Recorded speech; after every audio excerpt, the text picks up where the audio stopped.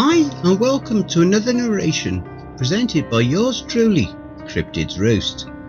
Please be so kind as to throat punch the like button and smack the ass of the subscription button as well. And remember to tap the notification bell and then select all. That way you'll receive all notifications each time I upload a new video. Oh, and don't forget to share the video far and wide. This will all help with YouTube's algorithm and will help promote the channel more. If you enjoy listening to the following story, be sure to pop over to the author's Reddit profile and drop them a line, or even give them a glowing review. I'm sure they would appreciate it. The link to their Reddit profile will be below in the description. So grab your coffee, sit back and enjoy the show. And don't forget, where fear is, happiness is not. Keeper of the Necronomicon, Part 1. This fantastic series is written by FREDDEGRAN, a wonderful author over on his own Reddit FREDDEGRAN subreddit. My grandfather fought against Nazis in the Second World War. My father fought Viet Cong communists in the Vietnam War.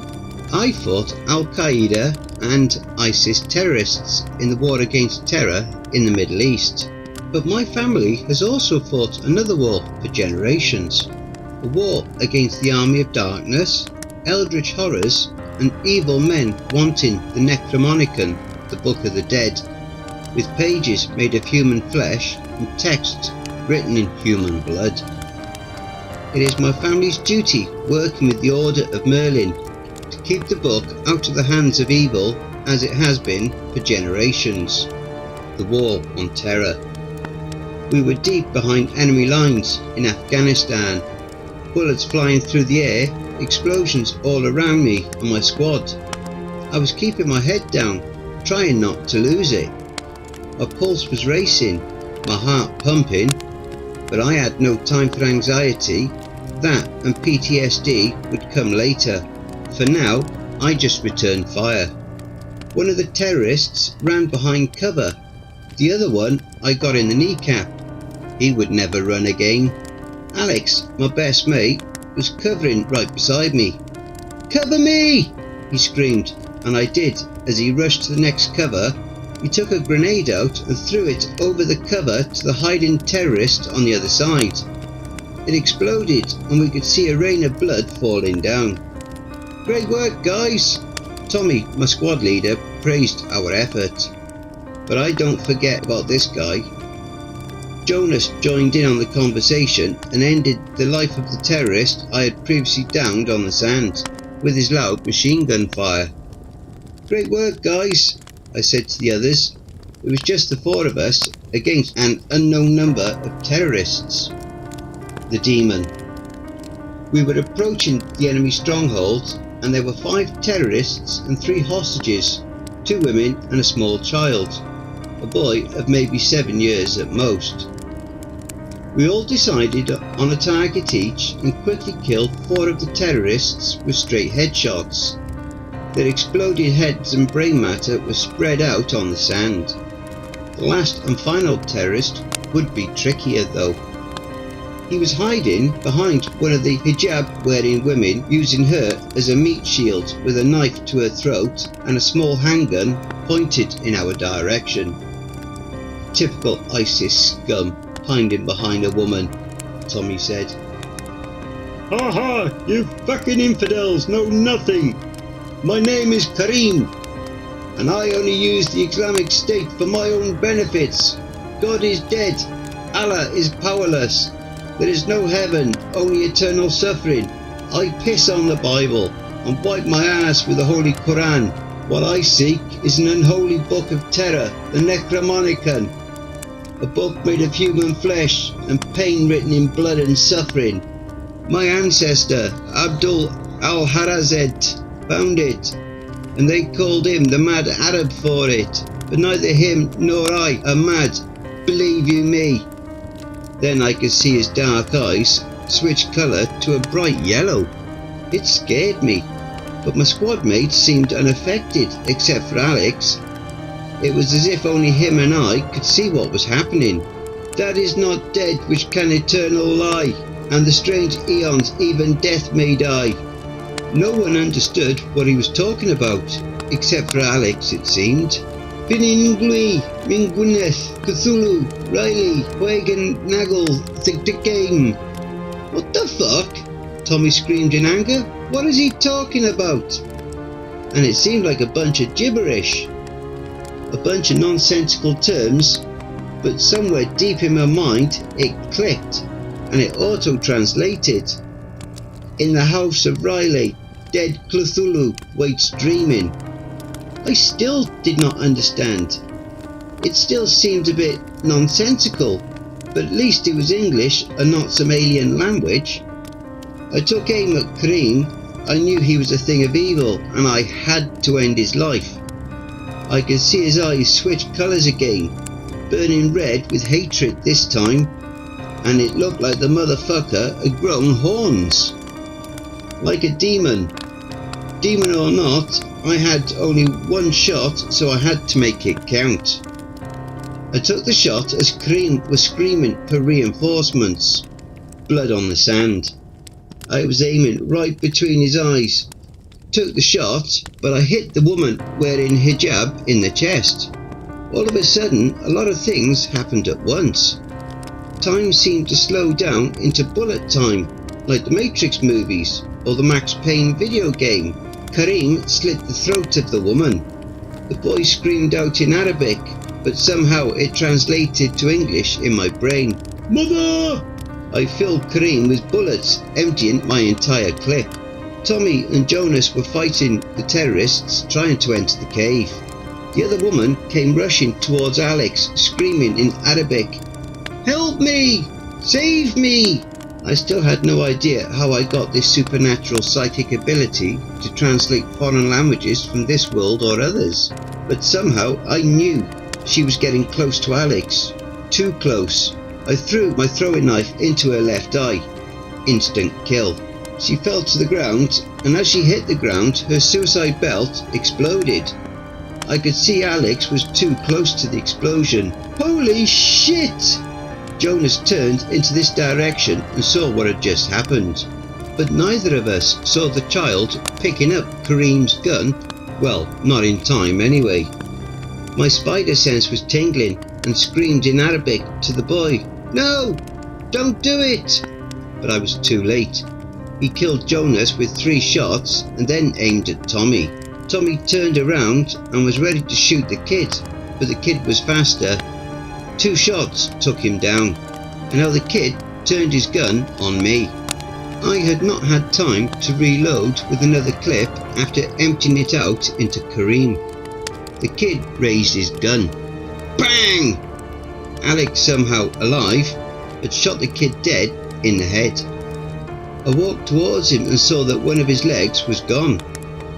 "Don't worry, I will carry you to safety."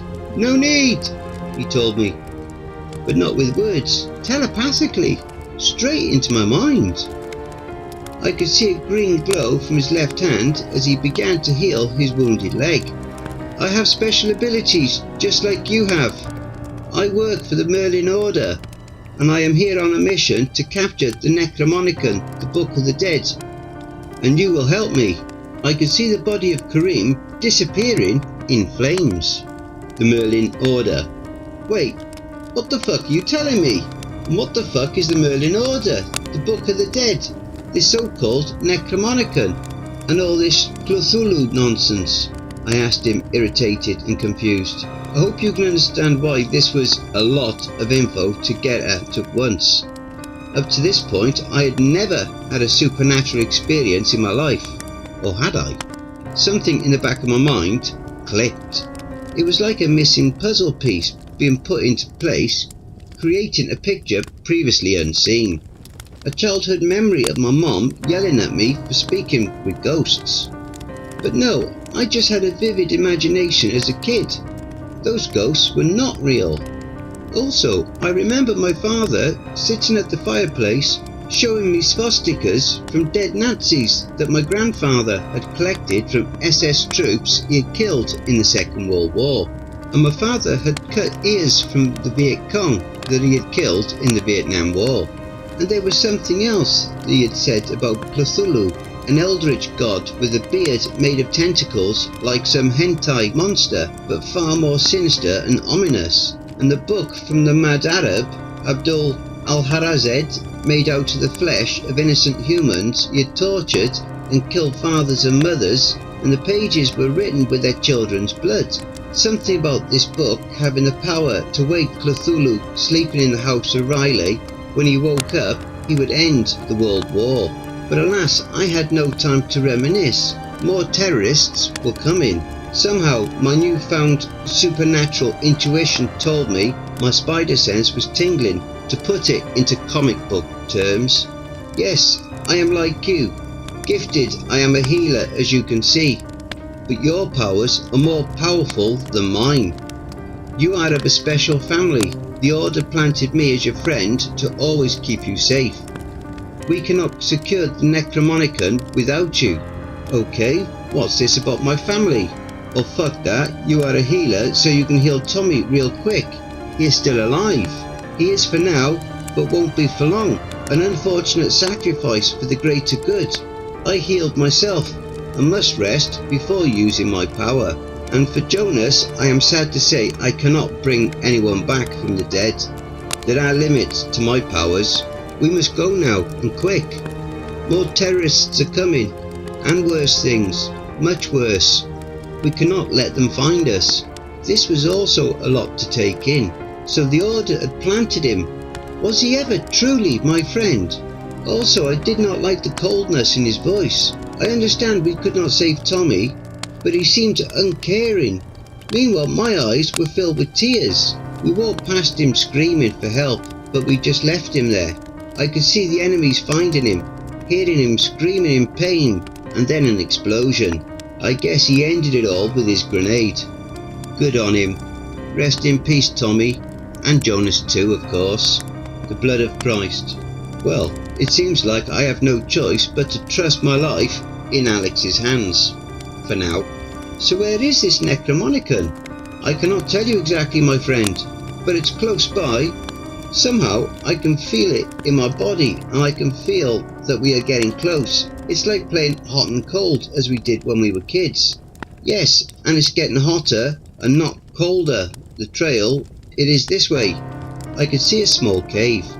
Footsteps in the sand made a trail I could easily follow, even without supernatural abilities. It must be in there, I told my childhood friend, who was secretly working for some strange order.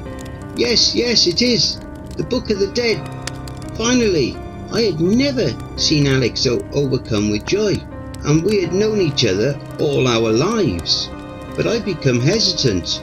Should I really give the book to him? The alarms in my mind were going off, and really loud too. So I guess both my grandfather and father worked for this order. What makes my family so special, and how many members does this order have? It is a secret society, sworn to keep mankind safe from the mad Arab and any supernatural or eldritch horrors. Only the leader, Merlin himself, knows the exact number of operatives, but we are spread all across the world. Trust, you and me. Merlin? It cannot be the one from the tales of King Arthur, can it? It most certainly could be, but is it? That needs further confirmation. All I know is he is very old and very powerful. If he is so fucking powerful, why have he not destroyed the book by now? And what the fuck does he need me for? I asked, angry and confused. Well, the book cannot be destroyed, or it could doom us all, this world and countless others, and not even Merlin himself can touch it. Only one who has a pure heart, the blood of Jesus Christ himself in them, like your family have. Part 2. Third eye opened. Mind's eye. Jesus fucking Christ on a cross! You should not take the Lord's name in vain. According to what you just told me, it would seem I would have the privilege to do so. Touché. And I had finally found a way to shut Alex up. A task that has seemed impossible for all my life. I was not sure if I fully believed I had the blood of Christ in me or not. But something was special about me and my family, my entire bloodline I suppose.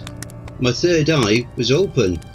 I could see the Necronomicon being held inside that cave, being held in a chain hanging between two giant ogres holding it. I could sense its wicked, twisted and evil powers. This object was the most foul abomination and cursed object on this planet. My mind's eye showed me something more in this cave. At first it seemed like a Taliban warrior with a dark beard, like the others surrounding him.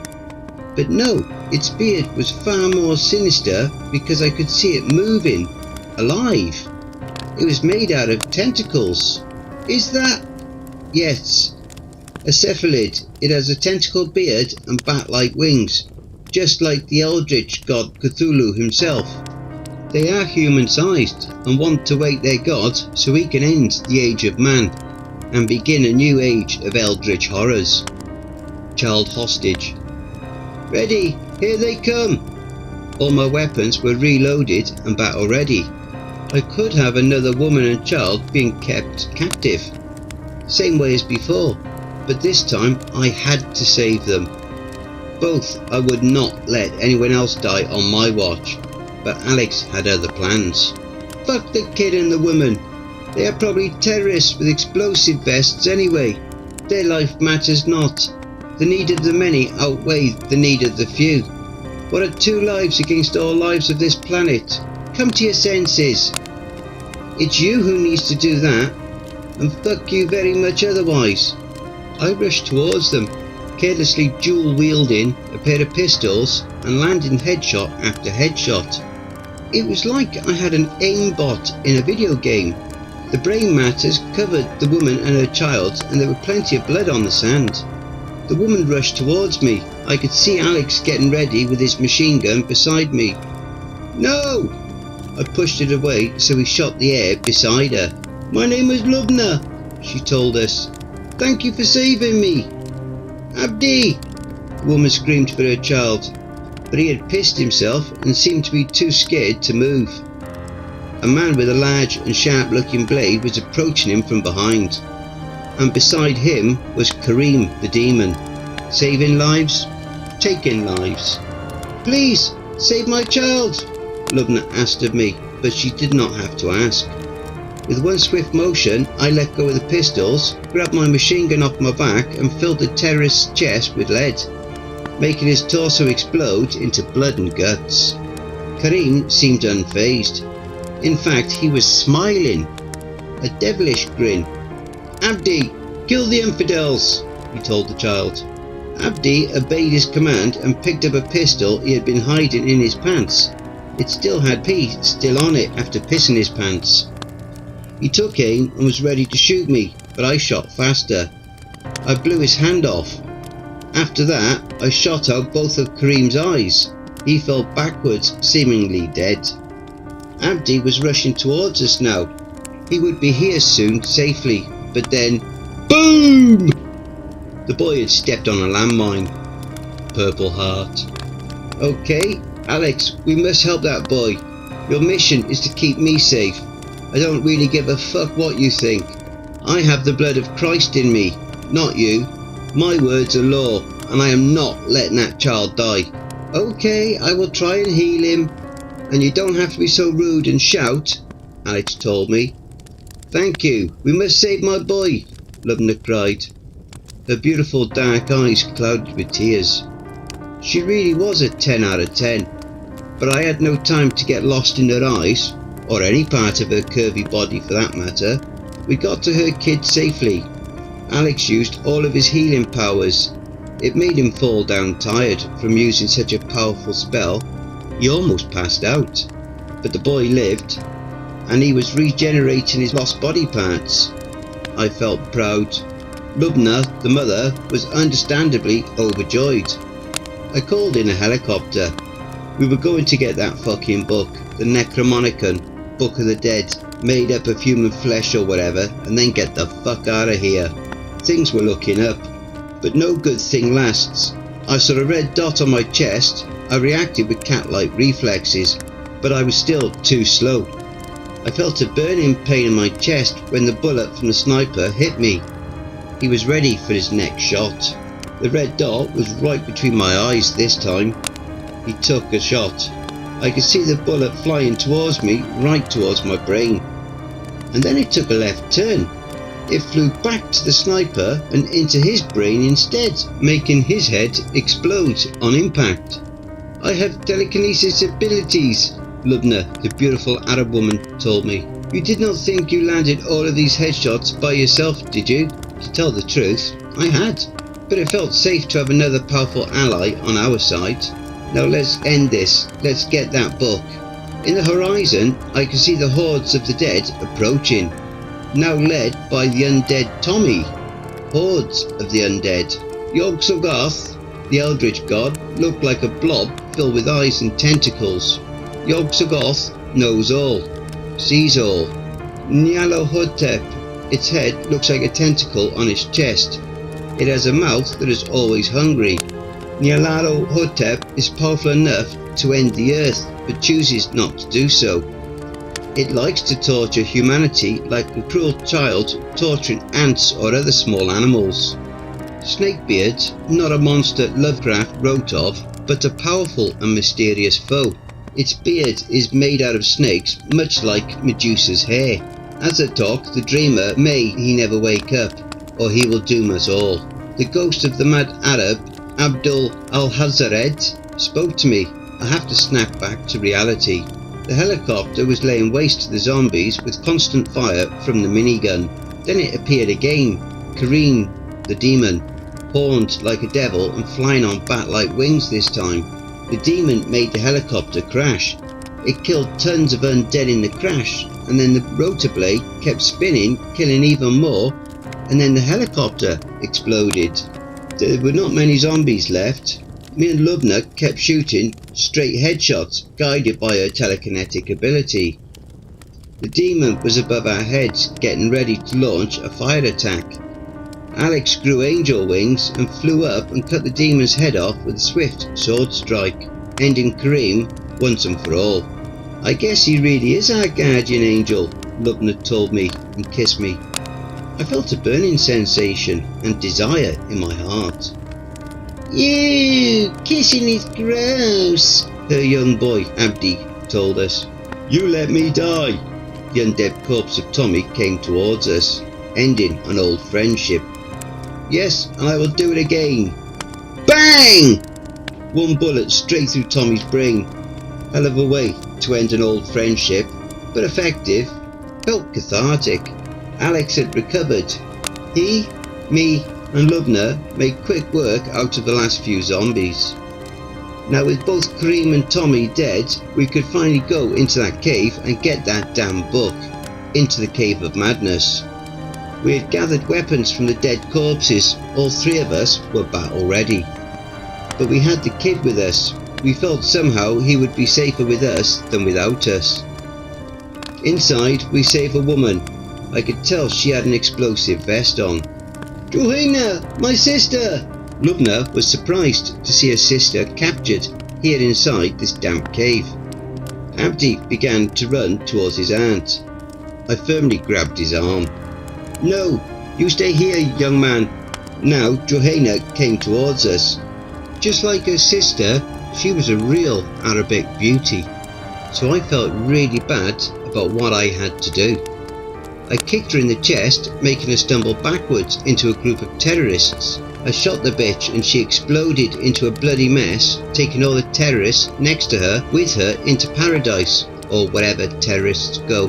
Alex threw a grenade right into the open mouth of one of the trolls. It exploded from the inside out, covering the cave with its guts. This was my chance. I rushed towards the Necronomicon and grabbed it. I could touch it. Maybe I was the blood of Christ after all. One terrorist with a beard made of snakes tried to grab the book. He most definitely was not the blood of Christ. The book bit his fingers off and the blood began to spurt out. "I hope your 17 virgins are all Warhammer, Dungeons and Dragons, World of Warcraft and Magic, the Gathering players," I told the terrorist fucker before stabbing his brain through his eye. He died instantly. Lubna made a sword levitate and fly into the neck of the troll that was left. He too went down. Alex and Lubna began to work on getting the chains off the book. I held the book like a baby against my breast, and with my free hand I took aim and shot my pistol at any surviving opposing forces. Not many left, but only the mini Cthulhu tentacle beards and a few humans. The kid was standing next to me, safe for the moment. I shot one in the neck, next one in the skull, and the next one in the heart. Only 2 left, but the cephaloid was calling in more. I could feel them approaching outside of the cave.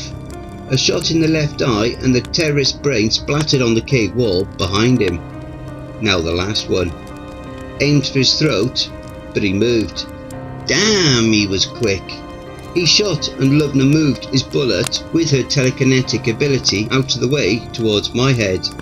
I shot again, hitting him straight in the face this time, but as he went down, he let go of a shot that hit Alex. Out of ammo, but only Mr. Squidface left. I grabbed a dagger ready to throw at him to end this, but he summoned tentacles out of the ground in the cave, restraining me, Alex and Lubna. Alex was already bleeding from his wounds, not looking so good, and the enemy troops were approaching. Were they man or demon? I did not want to find out. Abdi! Now Lubna, the mother, screamed at her son. Abdi transformed into a horned demon. Fuck, he was so terrifying that even that cephaloid with its beard of tentacles looked scared. Burn!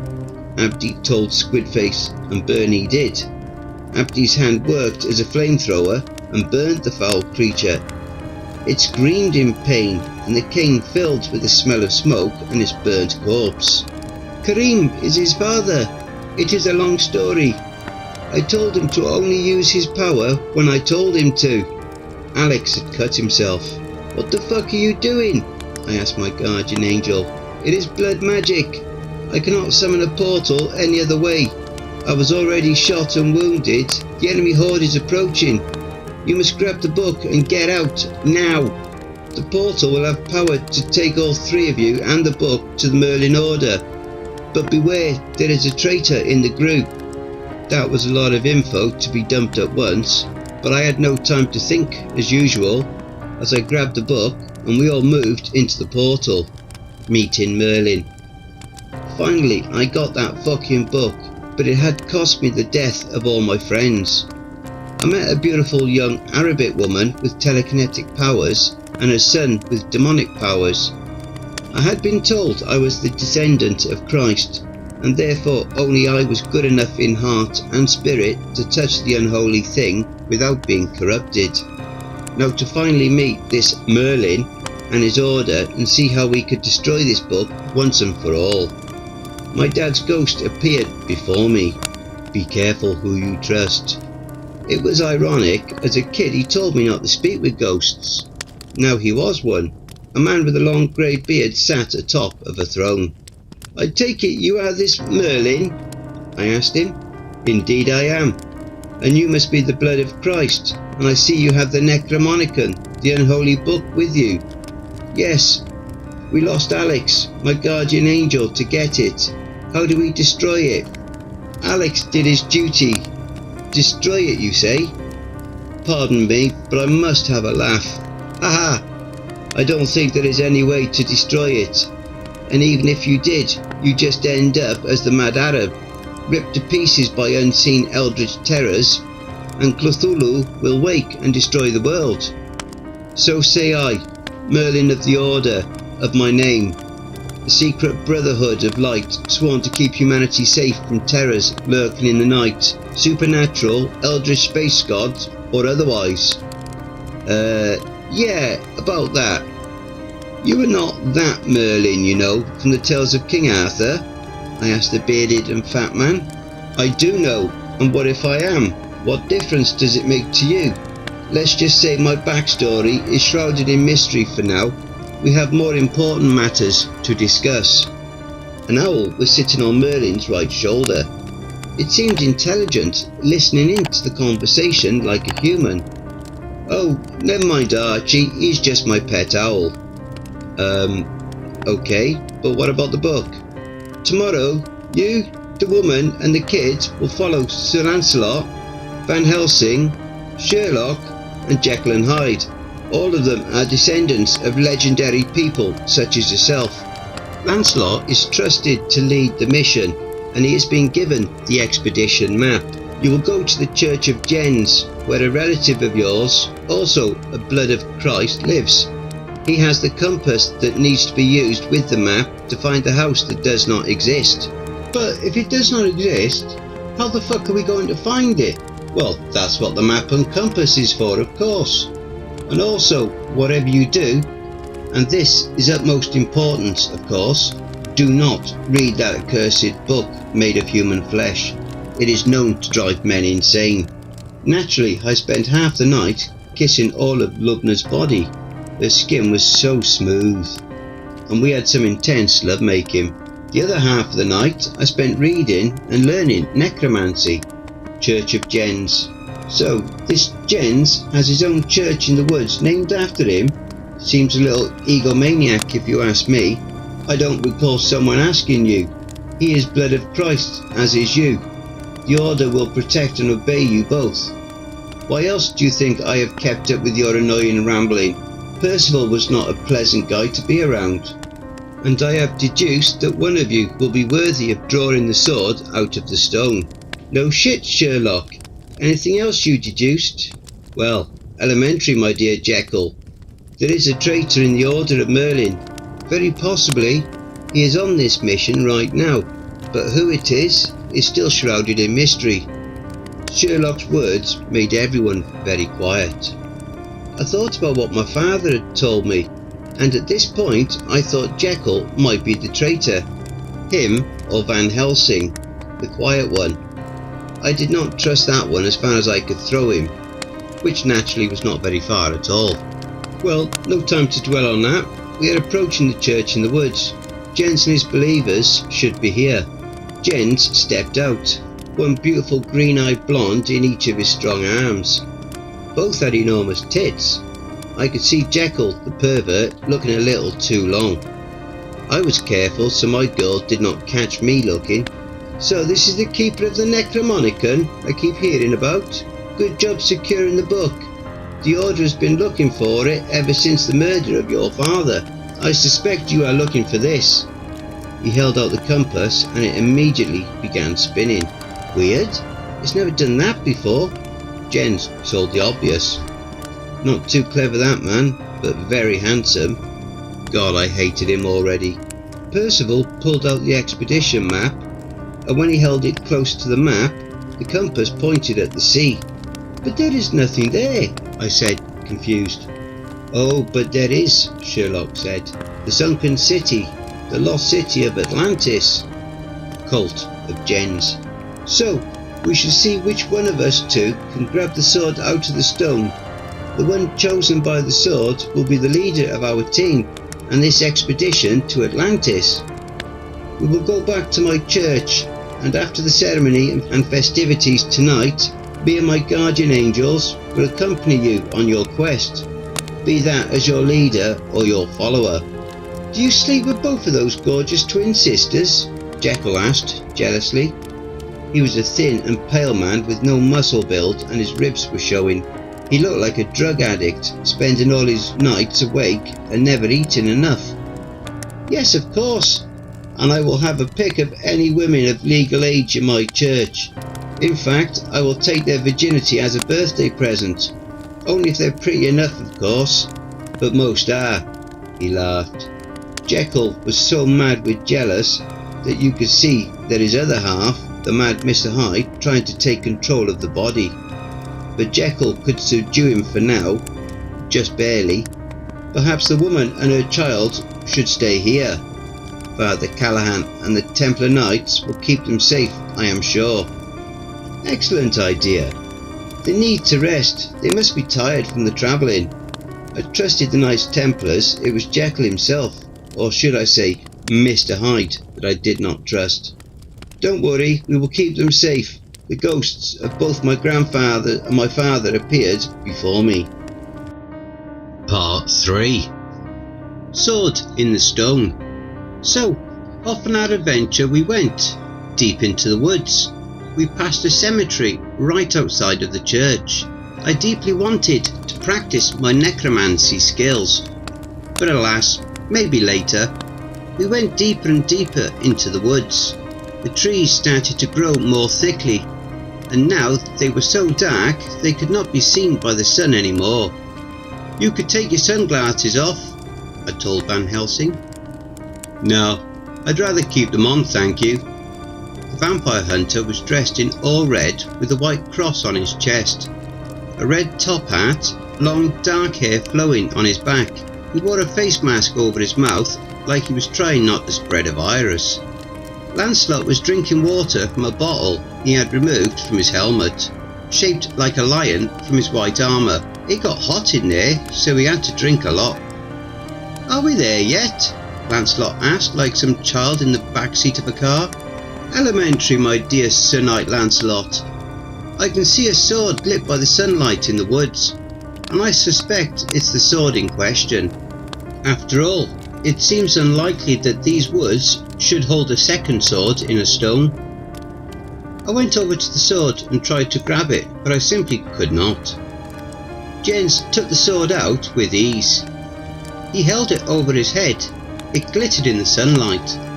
It seemed to have some sort of magical power. He was surrounded by a hot twin angel on each side, one in a black bra and G-string, and the other wearing the same, but in white. They were sexy as fuck. I presented Jens with the Necronomicon, Book of the Dead, but when he tried to grab it, it grew teeth and bit off 2 of his fingers. It started to bleed. Fuck, he was hurt. One of the angels healed his wounds. I think her name was Anna, and her sister, Sanna, or the other way around. Well, this was an unfortunate predicament.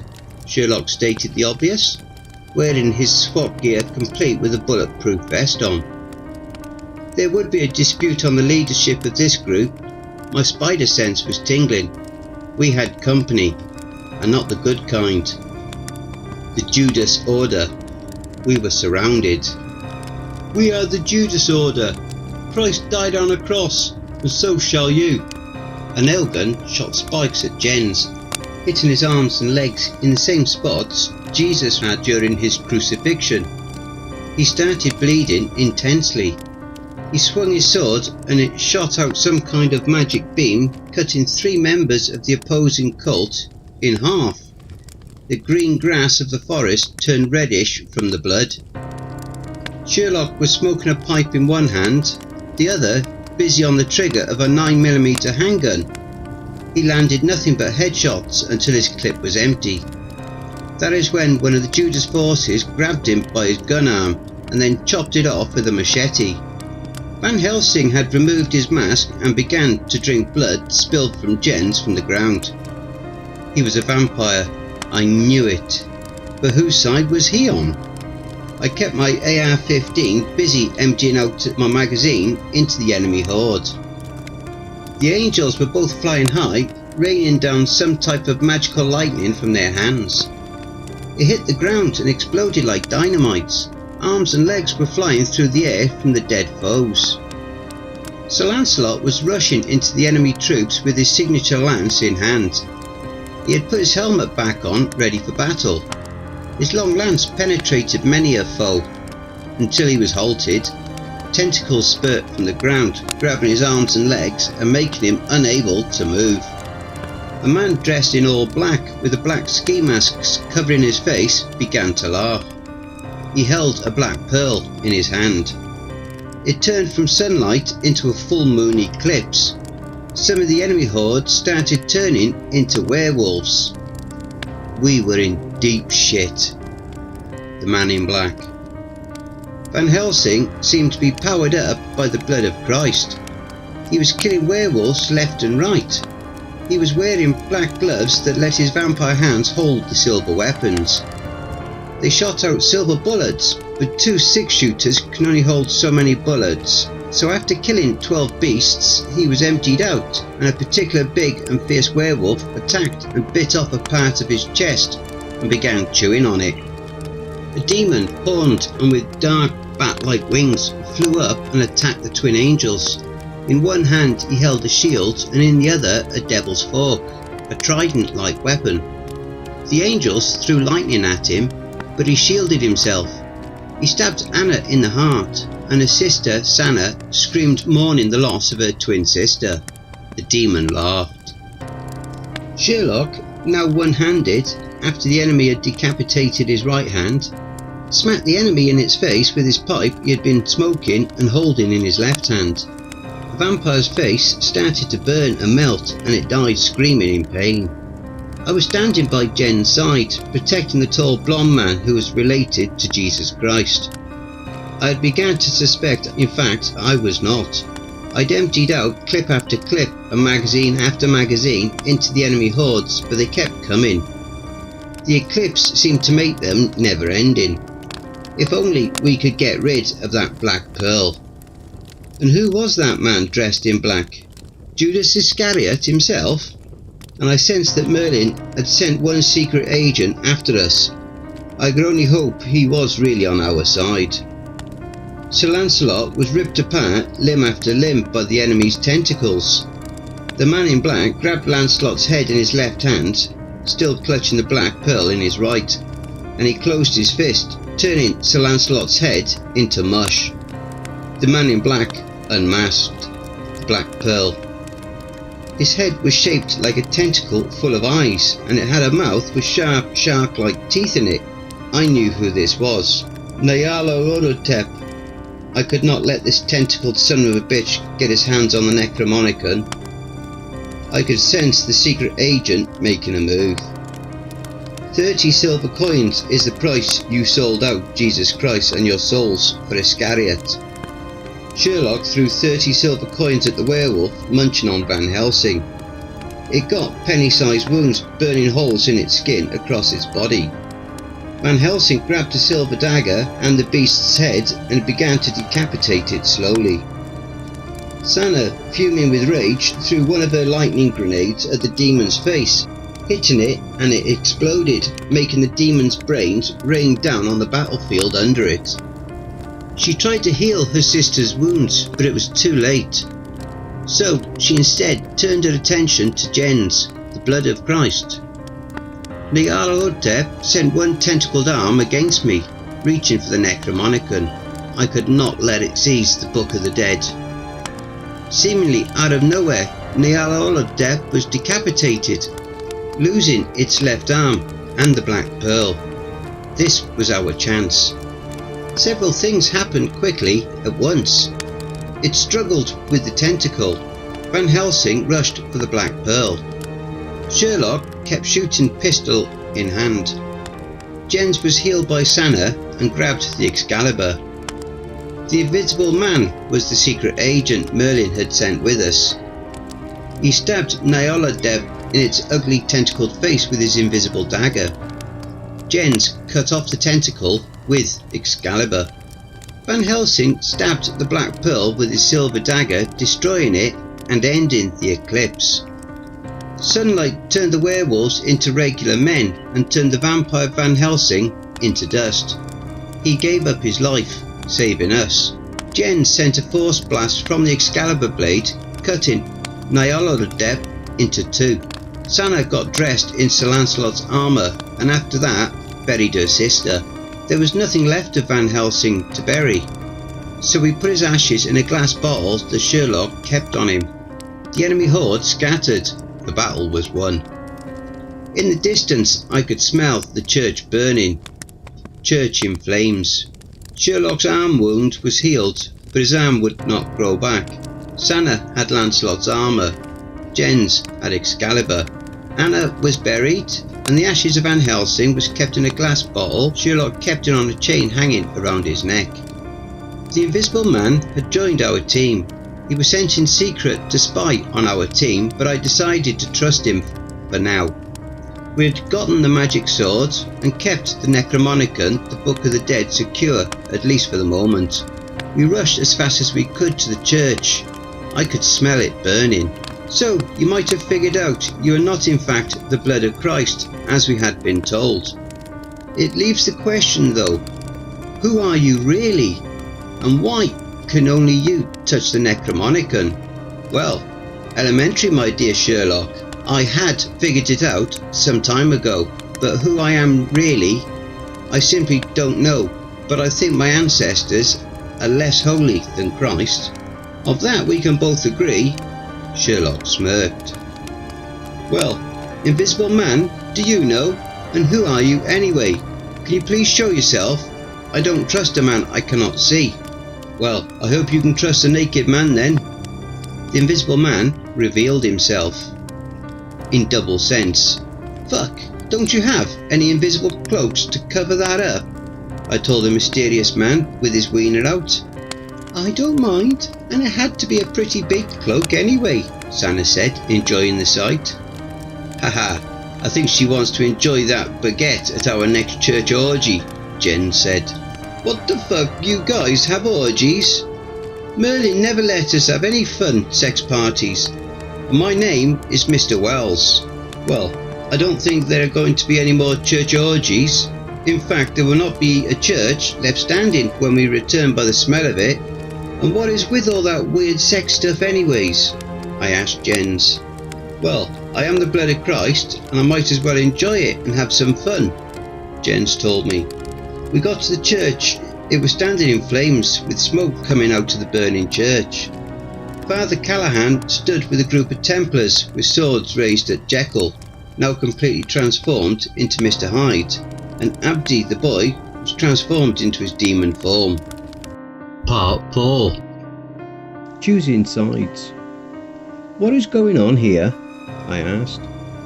A priest tried to touch me, so I accidentally lit the church on fire, Abdi said. The boy pointed at a priest standing there with a burn mark on his arm. Somehow I knew the boy was telling the truth, so I just shot the man. Stand down, men. The boy speaks the truth. I was abused by this same priest when I was younger, Jens told everyone. I guess that messed him up and made him start with the orgies. Hyde? I wanted to see if he was going to be trouble. It appeared not so, because he turned back into his human form, Jekyll. I was just protecting the boy, he told me. Seems like Jekyll and Hyde could be trusted for now. Well, the genius has a submarine waiting for us to take us to Atlantis. There is another church along the way where we will drop these people off. Sounded like a plan, so we started going.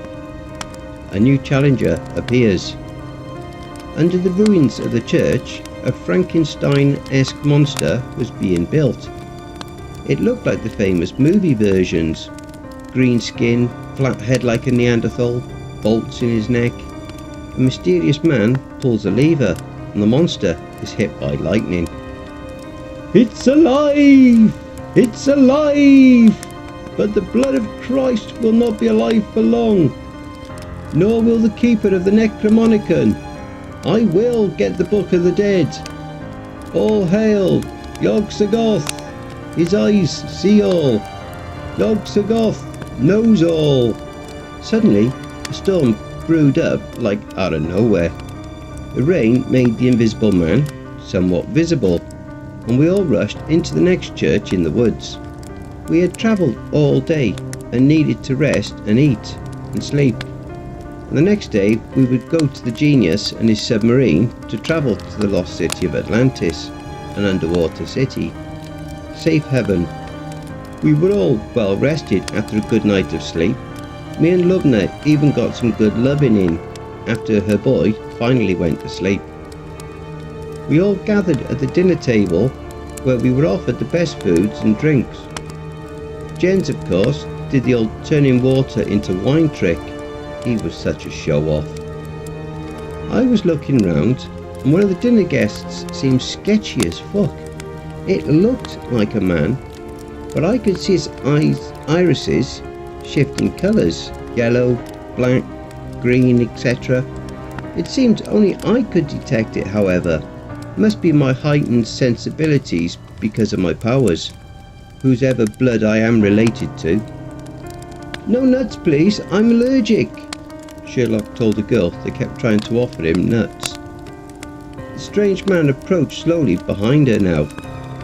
She insisted on offering Sherlock the nuts. Even though she knew he was allergic, I could see Sherlock beginning to have trouble breathing. The man grabbed her with one arm. With the other, he grabbed a bottle of vodka and broke it on her head. She took out a hidden dagger from her sleeve and cut the man in his chest, but his green skin started to heal immediately. In fact, it was no man at all. The shapeshifter turned into his true form, a lizard man. I am one of the Illuminati, a secret society of lizard people. We rule the world in secret and keep the humans safe from the cephalids, the squid people, and other eldritch abominations. Sana had rushed to Sherlock's side and began to attempt to heal him. I am Clover. I'm an assassin. The young girl stabbed the lizard man in his right eye. It screamed in pain but did not let go of her arm. It placed her arm near its face and began to chew on it. She dropped the dagger and blood kept pouring from her wound and ran down the creature's razor-sharp, alligator-like teeth. With extreme swiftness, she put her left arm in her pants pocket and grabbed a pill and swallowed it. She fell down on the ground in convulsions. Who do you work for? The lizard man screamed at her, demanding the truth, but the girl was gone. He searched her body and found one ring with an M insignia. The lizard held it up under the lamplight for everyone to see it. Sherlock's face darkened in fear. No, not him. Anyone but him. A knocking sound was heard from the front door of the church. It was the Frankenstein monster trying to break in. Old enemies. I grabbed my assault rifle and I unloaded the entire magazine and shot through the door at the monster. I could hear him moaning in pain, but still alive. I shot the grenade from the grenade launcher attachment on the rifle, and the grenade hit the door and exploded. Wood splinters flying through the air everywhere. One of them even grazed my cheek and draws blood. So I wiped it off my thumb and tasted it. You drew first blood, monster, but I will draw last, if you have any blood left in your undead body. And then I could hear the hounds barking outside, a pack of them with a big alpha leading the pack. They sounded strange, evil somehow. Part 5. Murder, Blood and Death. Frankenstein's monster crashes through the door.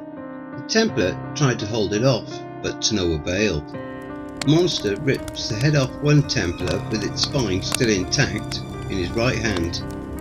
With his left hand he holds the face of another Templar and it closes his big hand, turning it into a mighty fist, and also turning the Templar's entire head into a disgusting mush at the same time. The green-skinned monster begins to use the spinal cord with the head as a whip-like weapon and smashes many Templars to pieces with it. Holmes slaps Jekyll in the face with 5 fingers to make him mad, hoping it will turn the timid Jekyll into the monstrous hide, but it isn't working. I am aiming at the monster but can't get a clean shot. Shit! The monster is surrounded by too many Templars. The monster uses the spine to pierce 3 Templars like a barbecue stick. Sherlock knees Jekyll in the balls. He can see his eyes turn into Jekyll for a moment, but it's not working. Someone must have put some chill pills ground into dust into the food Jekyll was eating to keep him calm. The monster puts both of its thumbs into the eyes of a Templar, killing him, then punching another straight through the chest. The monster has superhuman strength. One Templar stabs the monster with his sword. Green foul spilling blood spills out of the wound, but the monster begins healing almost instantly. I know what you did. You murdered your own wife and your kids, both the girl and the boy. Sherlock finally manages to piss Hyde off. He transforms. He is the size and has the strength of a silverback gorilla now, a big one at that. He lifts Sherlock and throws him through the church window. The monster smashes the Templar in his face, turning it into 1,000 small pieces flying through the air, filled with blood and brain pieces. The monster pulls the sword out of its wound. It closes the hole with its regenerative powers and is now completely healed, and it begins swinging, spreading death and decapitated limbs all across the room. "Fire! Try using fire!" I yell as loud as I can, but no one listens, and that's when we get into real trouble. Through the windows of the church, undead zombie-like hounds crashes through the windows. Dogs of war. I fill one of the dogs with lead from my machine gun, and when I hit its brains, it finally dies. I grab a lit candle from the dinner table, throwing it at another hound. It begins to start burning, whimpering in pain, but it runs across the room, setting priests on fire. Fuck! It's even more deadly now. Jens swings the Excalibur sword, cutting the hellhounds into 2. 3 of them down, but there are more, many more. I can still hear the pack leader outside, barking loudly. Even more are coming. I cut myself and spill a drop of blood onto a select page of the Necronomicon. I have no other choice. Blood magic. I begin chanting a spell that will raise the dead from the nearby cemetery. "What the fuck are you doing?" Sana, the angel, wearing full battle armour now, swinging an axe, decapitating the head of a hound, asks me. "Don't worry, I trust him. He is the keeper of the Necronomicon, and he fights for us, whatever his true ancestors are," Jens, the blood of Christ, tells her. Outside, an army of undead zombies rises from their graves to fight the hounds. Jekyll is now fucking pissed and rushes towards the green monster. Frankenstein's monster versus Mr. Hyde. Hyde knocks people over and tramples a few of them to death in his mad dash towards the green monster, Frankie. "Fighting with a weapon like a coward? Clearly you are no match for my strength, or you would meet my fist against fist like an honourable man, you brainless monster," Hyde taunts Frankie. "I am of immense strength, you rapist and murdering split personality garbage excuse for a man." The monster throws the sword away. "And it's just movies and popular culture that has made me look like a mumbling fool. If you read your Shelley's original book, you would know that I am most well spoken and intelligent, you illiterate swine. Still, dumb enough to throw away your only weapon?" Hyde sucker punches the monster under his chin. The monster retaliates with a powerful blow to Hyde's face, turning his nose into a bloody mess. Hyde wipes his face and punches Frankie right on his flat forehead. Frankie grabs Hyde's arm and tears it clean off. Hyde screams in immense pain as yellow blood bursts out from his wound. Hyde grabs the sword from the ground with his only good arm as he swipes the double-handed blade with just one hand, cutting both of Frankie's legs off. Hyde laughs. "Bah! Wonder if they make wheelchairs in your size, you green son of a bitch. My legs will heal, your arms will not, rapist." Frankie tears the other arm clean off Hyde's torso. More yellow blood spurts onto the church wall and floor and onto onlooking Templars. Frankie begins to swing Hyde's own arms as a weapon against him. "Stop hitting yourself! Stop hitting yourself!" Frankie mocks him.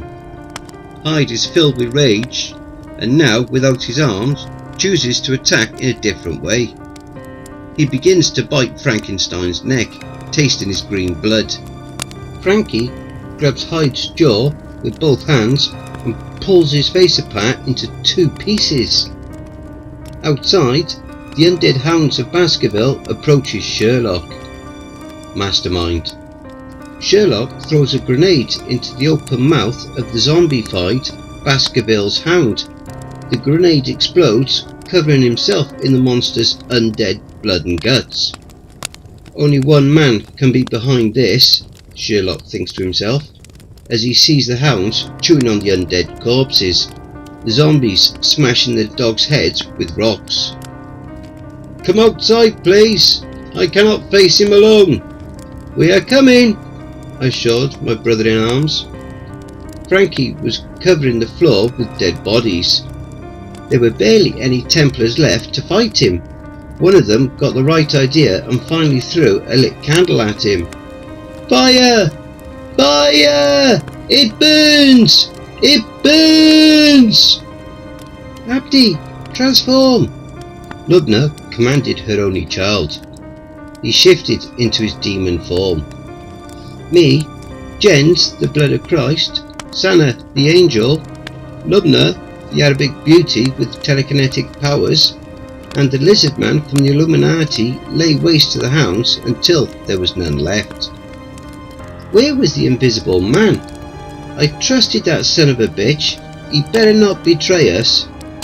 "Balefire!" Abdi burned the green monster to death with just one powerful fire attack. "Moo!" The monster burned to death, screaming in pain.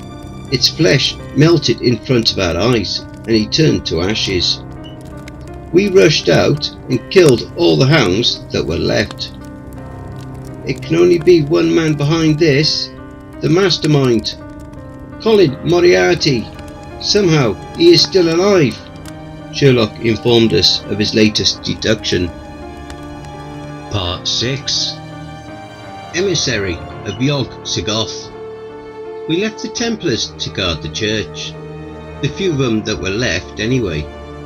The team consisted of me, the keeper of the Necronomicon, Jens, the blood of Christ, Sana, Jens's guardian angel, wearing Sir Lancelot's armour after the death of him and Anna's sister, the now one-armed Sherlock, and Chameleon, a lizard man from the Illuminati, the secret society ruling the world and protecting humankind from eldritch horrors. Or that is what he would have us believe, at least. Lubna, telekinetic Arabian beauty, and my lover, and her son Abdi, who was able to transform into a fire demon, was with us, of course. Hyde was KIA, killed in action, and the invisible man was MIA, missing in action. God, I knew better than to trust a man who could not be seen, and Merlin had sent him in secret to spy on us. It was only because of my heightened sensibilities that I had even discovered him previously. "Watch out, there may be an invisible man in there with you right now. He might be up to no good," I told Father Callahan, and the priest promised to keep a lookout. I get not all priests were child molesters, and Callahan seemed trustworthy. Rotting corpse approached me with its foul stenchian body. It was riddled with flies surrounding it, and maggots crawling in the hole that had once been its eye. Oh shit! In all that had happened in the battle with Frankenstein's monster and the undead zombie dogs and the Hound of Baskerville, I guess I forgot to put the dead to rest. I did just so, with a few headshots from my machine gun, pulverising its undead brain. I quickly took out a few more with my new John Wick-like skills and emptied my magazine. The dead had been fighting with us against the hounds, but I guess the spell would not bind them to my will forever. I took the Necronomicon out and cut Jen's hand. Only the blood of Christ on this page, made of human flesh and written in blood of the innocent, would work to put the dead to rest in peace once and for all. The book's page grew a disgusting mouth full of razor-sharp teeth, suckling on every drop of Christ's descendants' blood. But it worked. The dead all walked back to their graves, finally at peace. "Excellent work," the descendant of Sherlock Holmes told me. "Now we must face my ancestors' worst enemy, Colin Moriarty, the mastermind of this attack. He is responsible for the death of Jekyll and Hyde and countless Templars. The invisible man might be working for him. Yes, it is time to end this. I can feel him, deep into the woods. We are heading in that direction anyway. Let's go there and finish this fight. After that, if any of us are still alive, We will meet with this genius working for the Order and travel to Atlantis." "I agree," Jens, the blood of Christ, told me, holding the Excalibur. "My life is in your capable hands," Lubna told me and kissed me on the mouth. The son looked a little embarrassed, but I could sense he was with me. "Yes, human, you are the keeper of the Necronomicon. For ages my kind, the lizard people of the Illuminati, have been trying to keep it out of the hands of evil. You defeated Karim the demon in Afghanistan, and Nyarlathotep and the Brotherhood of Judas Iscariot. Now we must crush this Moriarty once and for all." "Yes, let's not forget my sister Anna and Van Helsing, Dr. Jekyll or Mr. Hyde. All of them lost their lives keeping this book safe, along with countless others whose names we don't even know. May they all rest in peace." I had a vision. Yog-Sothoth, the tentacled eldritch monstrosity covered in eyes, all-knowing and all-seeing. In Riley, its stone prison, the eldritch god Cthulhu lay dormant, dreaming, sleeping. He must not be awakened, or he will end the world and doom us all. I saw the ghost of my father. He had been working for the Order before me, and so had his father before him, keeping the Book of the Dead out of the hands of evil. "One of your followers carries a secret," he told me before he disappeared into nothingness. I wonder who and what he spoke of, but this was not the time for dilly-dallying, and we must carry on with our mission. Into the deep woods we must go. Into the deep woods. We travelled together into the deep woods for a final confrontation with our worst enemy, Moriarty. We found him, burning a man with pointed ears, alive on a cross, crucified like Christ himself. He died, screaming in pain, the air filled with the smell from his rotting corpse. A woman was bound to a tree, naked, also with pointed ears and green eyes. She screamed in agony and her eyes filled with tears. I did not know this woman, but it was clear she was the lover of the burned man.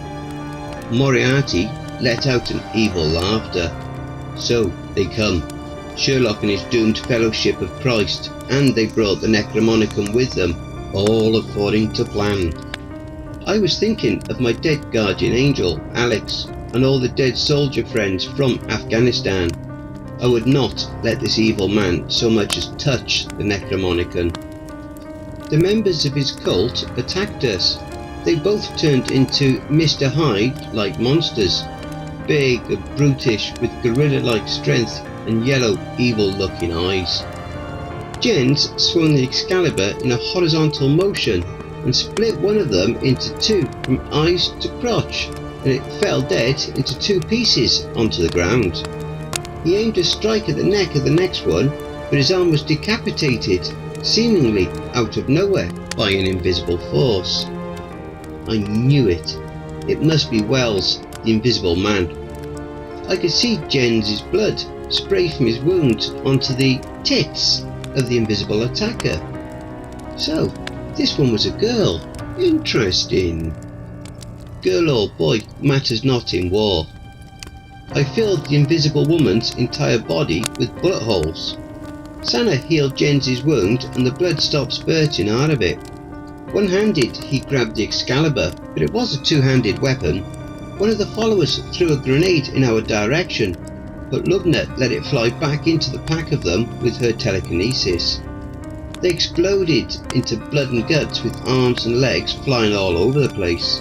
I could see another one grab a dynamite stick, and I shot it and it exploded in his hand, killing him and everyone standing next to him, at least 5 of them.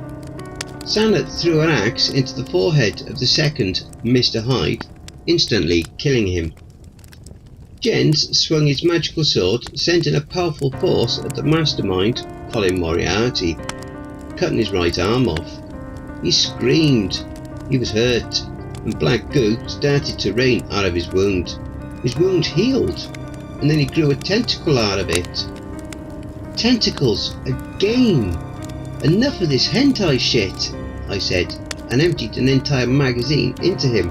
Black blood spurted from wounds all over his body. He fell backwards, screaming into the fire, and screamed even louder once he started burning. "Abdi, transform," Lubna told her son, and he shifted into his demon form.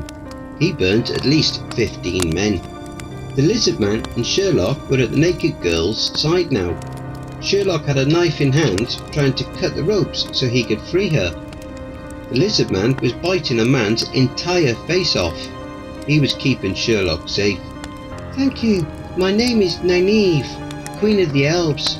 My husband, Elfric, is the King of the Elves, and he was burned by that madman, Moriarty," the naked woman told Sherlock. Understandably, she was shocked by her current predicament, tears running from her eyes by the mere thought of her lost lover. "My people are forever grateful for what you have done. If only you could find me some clothes," Nynaeve spoke. And then Moriarty rose from the flames, his body still burning. Now he was covered in eyes all over his burning body, on his arms and legs, neck, back, and on his stomach he had one big red eye looking straight at me and the Book of the Dead that I kept so dearly in my hand, holding it tighter than ever. "Kill!" With one word, the mastermind commanded death for his enemies, and he would get it. The tree woke up alive, grabbed Sherlock with its arms made of branches. He struggled to get loose, but to no avail. Jens swung his sword at the despicable abomination of a man, and in return Moriarty grew tentacles out of his open mouth. My fucking god, it was truly a disgusting sight to behold. The tentacles wrapped around Jens's only good arm, the arm that was holding the Excalibur sword. Sherlock took out his lighter and lit the evil tree's beard, made from leaves, on fire. The tree's beard caught fire, and it let Sherlock go by releasing him from his grasp of the tree-like branch arms. One of the monsters who had been Moriarty's tentacles grabbed a spear and gutted Jens with it. "It is the speed of destiny, the same one that pierced Christ on the cross, has now killed his last descendant. And Sherlock, do you smell that? The tree grows chestnuts. Your one weakness, your nut allergy." The world's smartest detective was killed by a simple nut allergy. The tentacled cyclopean monster began its mad laughter. It seemed he had outsmarted us all. Sherlock lay dying on the ground, having trouble breathing. Sana had taken her helmet off and was mourning Jens, standing beside his dead corpse with tears running down her insanely attractive emerald green eyes and her perfectly structured cheekbones. Part 7. Final fight. Sherlock was gone. He died a painful death trying to breathe, the inside of his throat swollen up. Jens, the blood of Christ, was dead too. Abdi, in his demon form, was burning the mastermind's followers left and right. They all died burning and screaming in pain, running around setting fire to each other. The Elf Queen escaped and got dressed. Jens's guardian angel appeared to still be in mourning at his side. The lizard man was biting the head off of one of the mastermind's soldiers and swallowed it whole. I was head shooting foe after foe. Lubna guided my bullets straight into the enemy's brains with her telekinesis. The battlefield was filled with blood and guts, brain matter and corpses. Seemingly out of nowhere, an invisible dagger struck the tentacled monster right into its big chest eye. It screamed in pain. It grabbed Wells, the invisible man, with its tentacles and tore him limb from limb, with his head last. So he had been on our side all along. "This is not my final form!" The monster transformed again.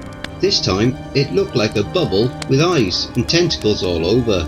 Sana had stopped sucking the blood of Christ out of Jens. She smiled with her big sharp vampire teeth. She grew one white wing because she was half angel still, and another dark bat-like wing because she was now half vampire. She was 100% killing machine.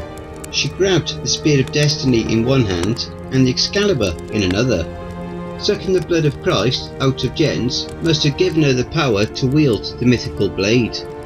She pierced the Yog-Sothoth-looking monster right into his main big eye with the Spear of Destiny, the same spear that had pierced Christ's body.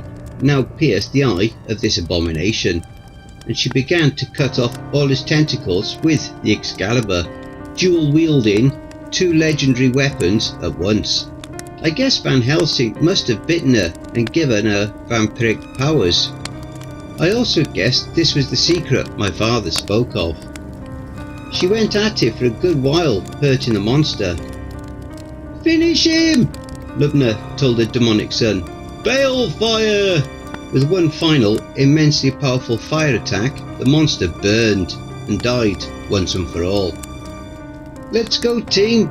We must go to the genius, so he can get us to Atlantis, the sunken city. We must keep the Necronomicon safe once and for all," I told my team. Lubna, the Arab beauty, her son Abdi, transformed into his human form, a small boy. The elf queen, Nynaeve, now fully dressed, grabbed a sword from the corpse of her burned lover, Elfric, the elf king. Chameleon, the lizard man, shapeshift into human form. Sana put a helmet on again so the sunlight would not burn her half-angel, half-vampire face. Sherlock, Jens, the blood of Christ, and Wells, the invisible man, were all dead. But we had no time to mourn the loss of our friends. We had to get going. To Atlantis, the sunken city.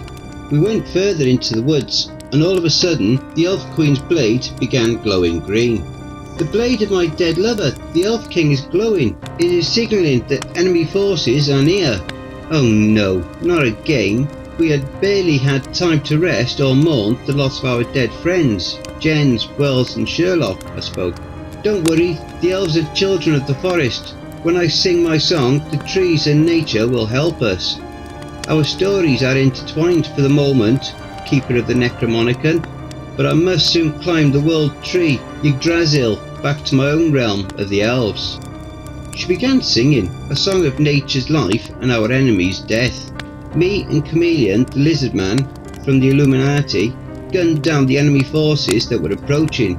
Trolls and ogres, werewolves and wendigos. Sana was violently attacking, swinging the Excalibur sword, decapitating many a foe, and the spear of destiny piercing and gutting others.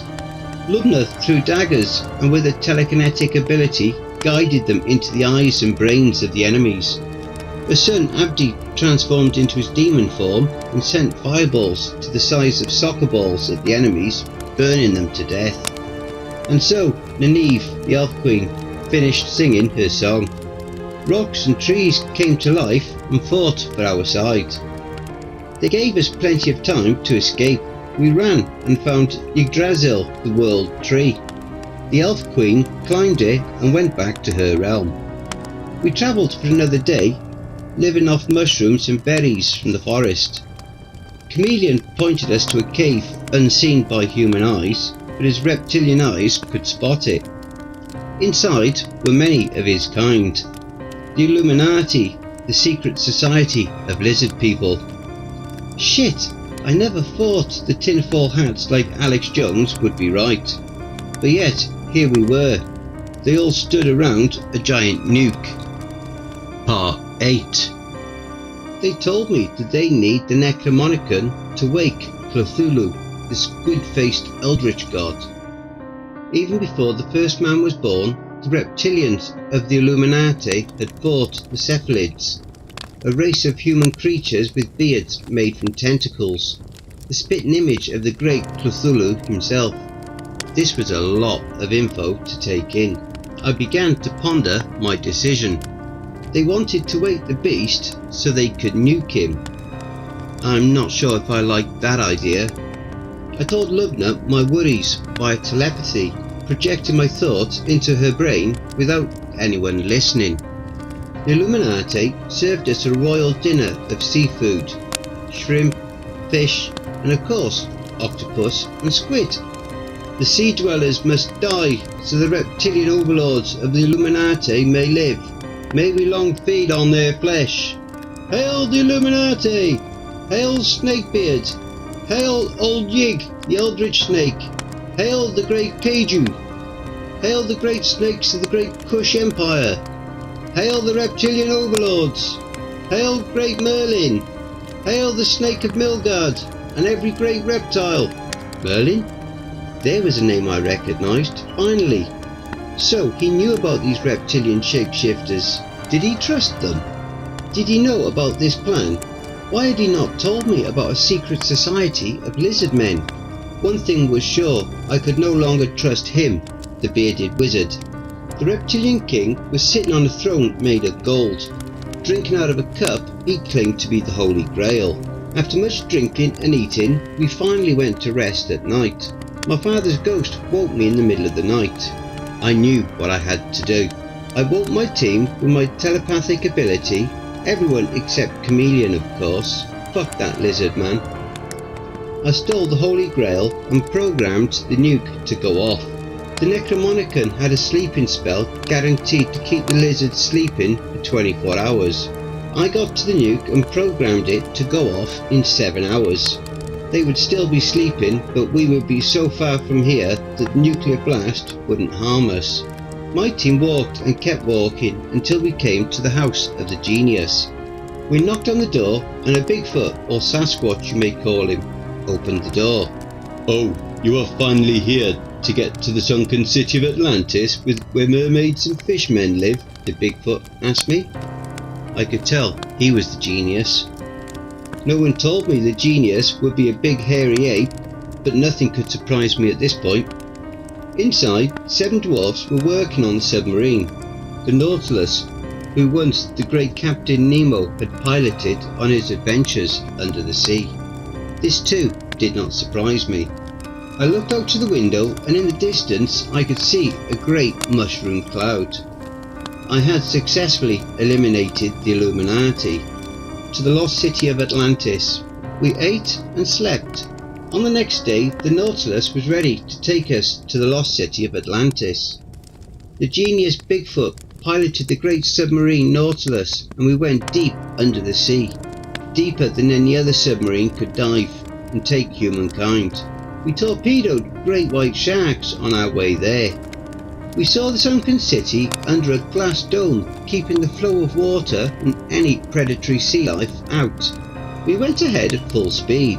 We could see the topless mermaids swimming, some with fiery red hair, some with golden hair, some with pitch dark hair, but all of them gorgeous looking like young women, in their ages of 18 to 25. Men came in to welcome us, riding on the backs of dolphins and giant seahorses. The tentacled arms of a giant kraken, a mythical enormous octopus of old legends, grabbed our submarine. But the men from Atlantis swiftly cut the tentacles off with their swords.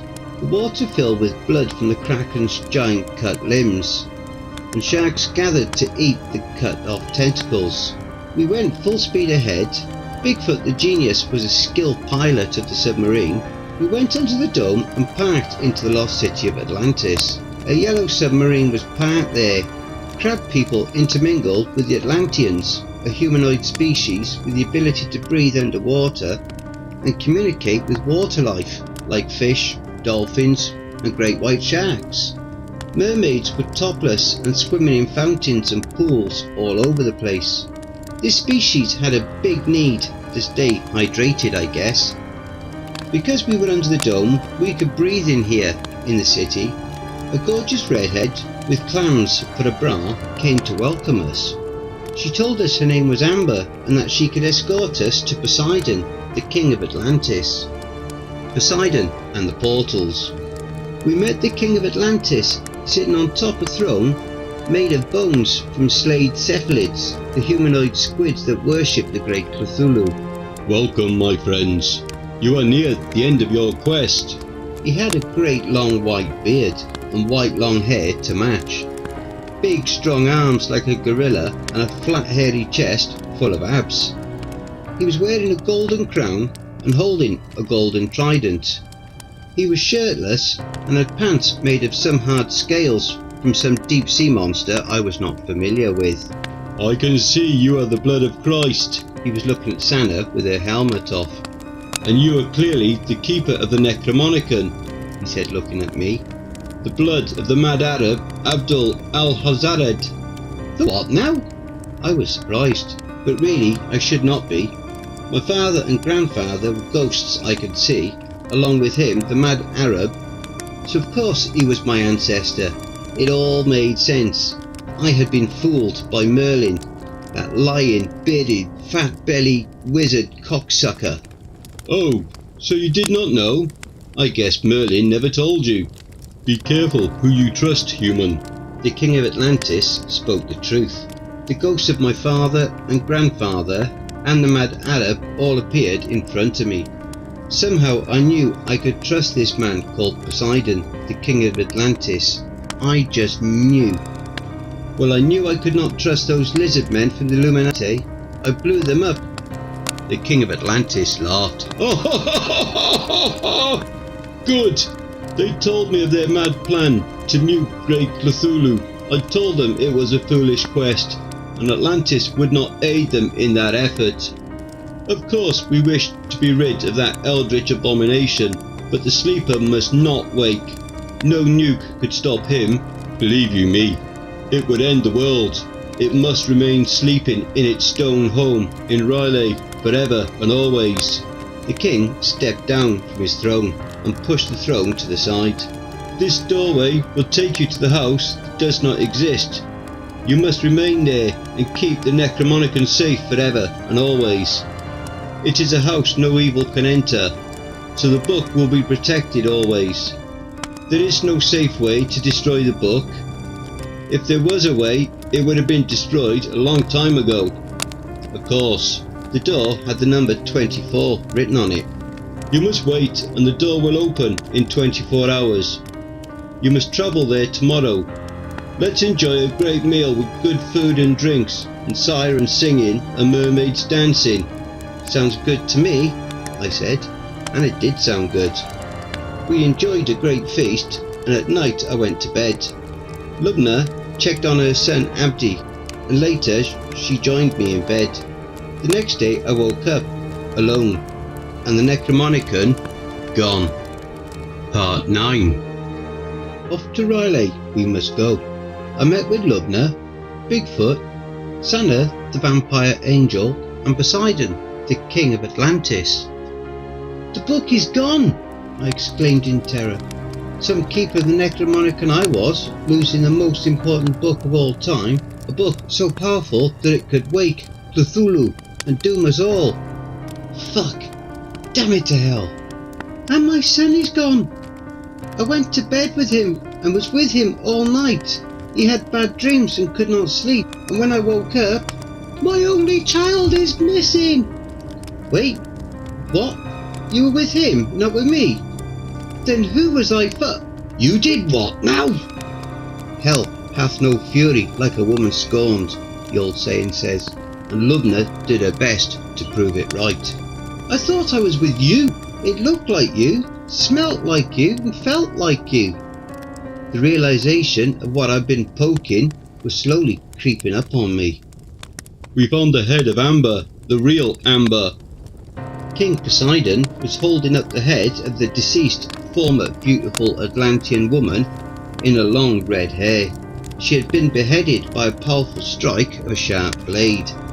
My deduction says we are dealing with a powerful shapeshifter, possibly another reptilian from the Illuminati that slept with the keeper of the Necronomicon, stole the book, and also took the boy after taking the shape of the Arabic woman Lubna. It probably needs the boy to hold the book. It seems to grow teeth and bite anyone who has no bloodline linked to the mad Arab Abdul al-Hazred. But I fucking nuked the Illuminati, I said. Well, there are of course more of them out there. Some of them might be foolish enough to wake Cthulhu. Maybe they think to defeat him by other means than nukes. Maybe they just want to doom the world. Who really knows? The genius Sasquatch was laying down some cold facts. Indeed, who can understand reptilian logic of filthy lizard men? And it might be another form of shapeshifter. I will hereby conclude that this woman, Lubna, is innocent and will not be executed like all rule breakers of Atlantis. We must hurry to the filthy stone prison of Riley, where the disgusting abomination, the eldritch god Great Cthulhu, lies dreaming. There will be many squid people, the disgusting cephaloids, enemies of mermaids and Atlanteans for generations. My army will help you fight them. Sasquatch, are there more of your kind?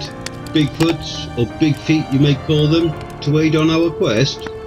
There are plenty more of my kind, but none that can aid us on our quest, I am afraid. We have no time to gather more allies. We must leave at once.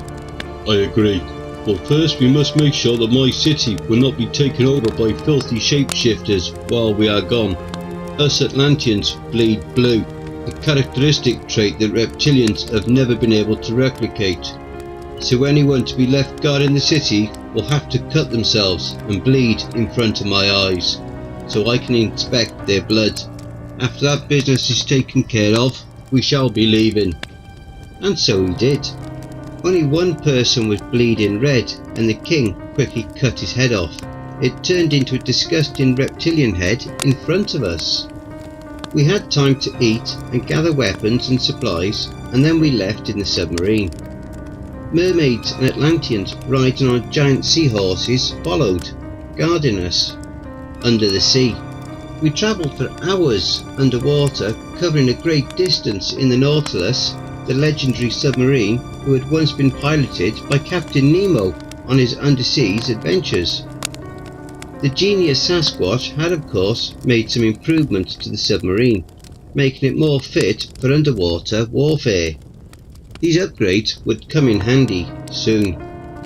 In the submarine was me, the keeper of the Necronomicon, the book of the dead made out of human flesh and written in human blood, the book I had lost and the book we must now recover. Lubna, my love, the Arabic woman with telekinetic powers, Poseidon, king of the sunken city of Atlantis, Sana, the vampiric angel wearing Sir Lancelot's armour, and of course the Bigfoot was piloting the submarine. You know what, Bigfoot? We never got your name. What is it? I asked my hairy, ape-like friend with feet the size of newborn babies. We Sasquatches are not much for names. You can call me Chewie, like my favourite Star Wars character. Well then, Chewie it is, me and Lubna said at the same time. We both joined each other in laughter. I was thinking, maybe you should let the vampire girl suck some of your blood. You have the mad Arab's blood in you, so you can grab the Necronomicon, but only you. It would be most useful if Sana would also gain the ability. Excellent idea! King Poseidon liked that idea. I concur, as long as the vamp angel girl don't mind, Chewie asked.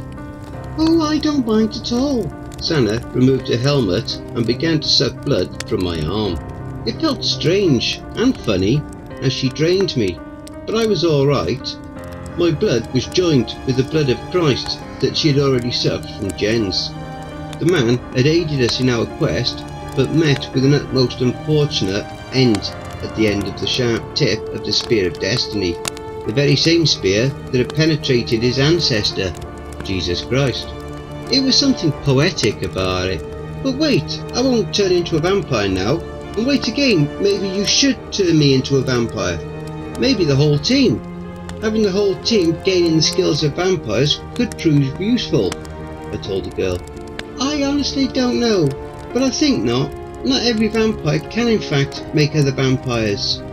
If we could, the world would have been overrun with vampires long ago. Only vampire overlords, like Nosferatu, like Van Helsing was before he died, can in fact make other vampires. Oh, the irony. The greatest vampire hunter turned into a vampire himself. I wonder how that happened, Poseidon, the Atlantean king, asked. That is one of the many things I wish to discuss with that bearded bastard and old fool Merlin, I proclaimed in anger. You and me both, buddy.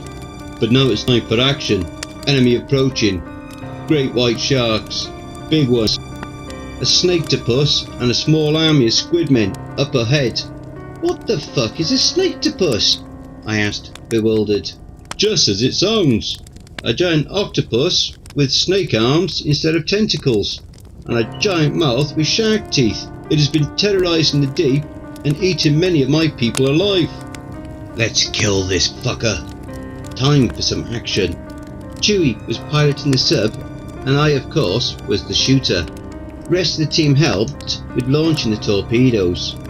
First 2 torpedoes hit the head of 2 of the ugly snake arms, killing them both, exploding and turning the water red with the blood from the heads and blown off tentacles filling the water. The sharks were hungry and could sense the blood from miles away. They were hammer-headed sharks, saw sharks, tiger-striped sharks, grey sharks, but worst of all, the great white shark. They were all fighting for the blown off tentacle bits and biting at the snake-to-puss's leftover tentacles still attached. To its hideous body, some of the sharks fought each other for the leftovers. The great white decided to end the fighting and bit a smaller shark in half. I aimed at the snake-to-puss's hideous body and mouth in the middle between its arms. I hit it right in its open ugly mouth and it exploded from the inside out, filling the seawater with its blood and guts and hideous intestines. Great work, kid. That shot was 1 in a million. Chewie, the Sasquatch, praised my skillful shot. Wow, that Bigfoot really loves Star Wars. But who would have knew? But please, Chewie, please tell me you don't love the Disney movies, I asked him. Fuck Disney, fuck Kathleen Kennedy, and fuck Mary Sue. Force was always partly female. Princess Leia was a powerful, strong woman, way before Rey and Rose Tico. My man, this Bigfoot was a man of culture. Princess Leia in that golden bikini in Jabba's palace was why I learned a woman can be more interesting than a Nintendo game. Just a boy becoming a man. But I was not going to ask a fucking Bigfoot about his fapping habits. If Bigfoots ever did those things, I was not going to find out in the middle of an epic underwater battle anyway. I guess some things are better left alone anyway. I am summoning my comrades in arms, the great whales. Poseidon, the king of Atlantis, could of course command sea life with his mind. And I know people give Aquaman a rough time, but there is much more than fish living in the deep. The fucking sharks don't listen to my command. They are all deemed traitors from now on by me, said Poseidon, king of Atlantis, the sunken city, ruler of the 7 seas. The great whales came, orcas, the black and white killer whale you might have seen at SeaWorld, the big blue whales, grey whales with their humps on their backs, narwhal with their long spear-like tusks, but most of all the MVP, the big kahuna, the blue whale, biggest animal on planet Earth. Its heart is the size of a Volkswagen Beetle. It must eat 4 tons of krill each day to live. There were 4 of them, all hungry, with open giant mouths, opened and swallowing the army of squidmen who opposed us in our giant quest to Riley, the stone prison of giant Cthulhu. A yellow submarine appeared. It torpedoed one of the blue whales. Sharks were fighting and biting each other just to get a taste of the whale's sweet, blown off flesh. Mermaids were cutting sharks and poking out their eyes with knives. Some of them had underwater spear guns and shooting the sharks straight in the face, killing a few. Atlanteans riding great seahorses cut the head of a hammerhead shark and some of the smaller whales in half. But the giant whites proved too big a challenge, and some of them bit our men in 2, and some were swallowed whole. Chewie kept our sub out of harm's way, and I kept shooting torpedoes, killing many great whites. The rest seemed scared and retreated. It appeared we had the upper hand, but the yellow submarine was still out there. Another blue whale was killed in action, leaving us with 2 down and 2 alive. Its giant body was floating dead in the water. A massive amount of blood from the dead whale filled the water, sending the sharks into a kill frenzy. Poseidon summoned a powerful underwater current. The flow of water pulled the remaining squidmen into the shark's kill zone. Arms, legs and heads were all bitten off, leaving torsos with missing body parts floating about. One of the remaining blue whales opened its giant mouth and swallowed the leftovers of the dead squidmen and the alive ones. They tried their hardest to keep swimming away from its giant mouth, but they were unsuccessful. The mermaid summoned a pack of dolphins, and a group of dolphins can actually kill hammer sharks or tiger sharks by working together. Most of the smaller sharks were killed and the rest fled, leaving only the Great Whites and the Yellow Submarine as our opposing forces. The squid men were all dead. 3 Great Whites remained. They were all attacking 1 Great Blue Whale. The smaller whales had all left. The big blue whale swallowed half of a Great White. The other 2, however, ripped it apart, and that's when I saw it. I took a chance shot. The torpedo went flying through the water for a great distance, and it hit. I sunk the enemy's damned submarine. I wondered who was inside for a second, but there was no time to find out. I blew the face off one of the Great Whites, and only one remained, and it proved no match for the Great Blue Whale. The whale sent the shark running, or swimming. Either way, it fucked right off. We were finally approaching our final destination. Riley, home of the great Cthulhu, the eldritch god forever sleeping there. Waking him would end the world. We must stop the bad guys and the cursed book of the Necronomicon, the book of the dead, get it back into our hands again. Part 10. Call of Cthulhu. Now we finally arrived at Riley, the stone prison / grave where dead Cthulhu was dormant, dreaming for eons. Only a certain page in the Necronomicon had the instructions of how to wake this eldritch god, powerful enough to end the entire human race once and for all. The sound of drums, flutes and banjos being played told me the ritual had begun. The air was filled with smoke and what smelled like burned flesh, sacrifices of beautiful virgin girls, of different ethnicities no doubt. One white skin like milk and hair like honey, Scandinavian. One with luscious red lips and ebony skin. One Asian with perfect bone structure and dark hair like the night. And more. Bosnian, Romanian, European, Australian, and so on. All of them perfect beauties, too young to die, with smooth skin no man and woman would ever have the pleasure of knowing. The sight and smell sickened me. The mysterious cult of Cthulhu had been busy. Damned bastards. Delusional madmen, all of them, thinking they were in touch with God. But great Cthulhu was no god, and even I could hear his call inside of my head now. I almost went insane from the sensation of his tentacles reaching into my brain. Oh, the horror! But I must resist. Lubna, my love, was still with me. We had to get her back soon. Had to. Must. Get Abdi back. Get the Necronomicon back. Let Cthulhu sleep, never to wake again. Sana, the vampire angel, was here too, with her armour and the Excalibur sword. Chewie was with me, holding a teleportation pad and what looked like a lightsaber. King Poseidon was with us too, but he was the only landwalker of Atlantis, being a half-breed. His army was swimming in the waters, fighting the deep ones, aided in the battle by Great Moby, the last of the blue whales.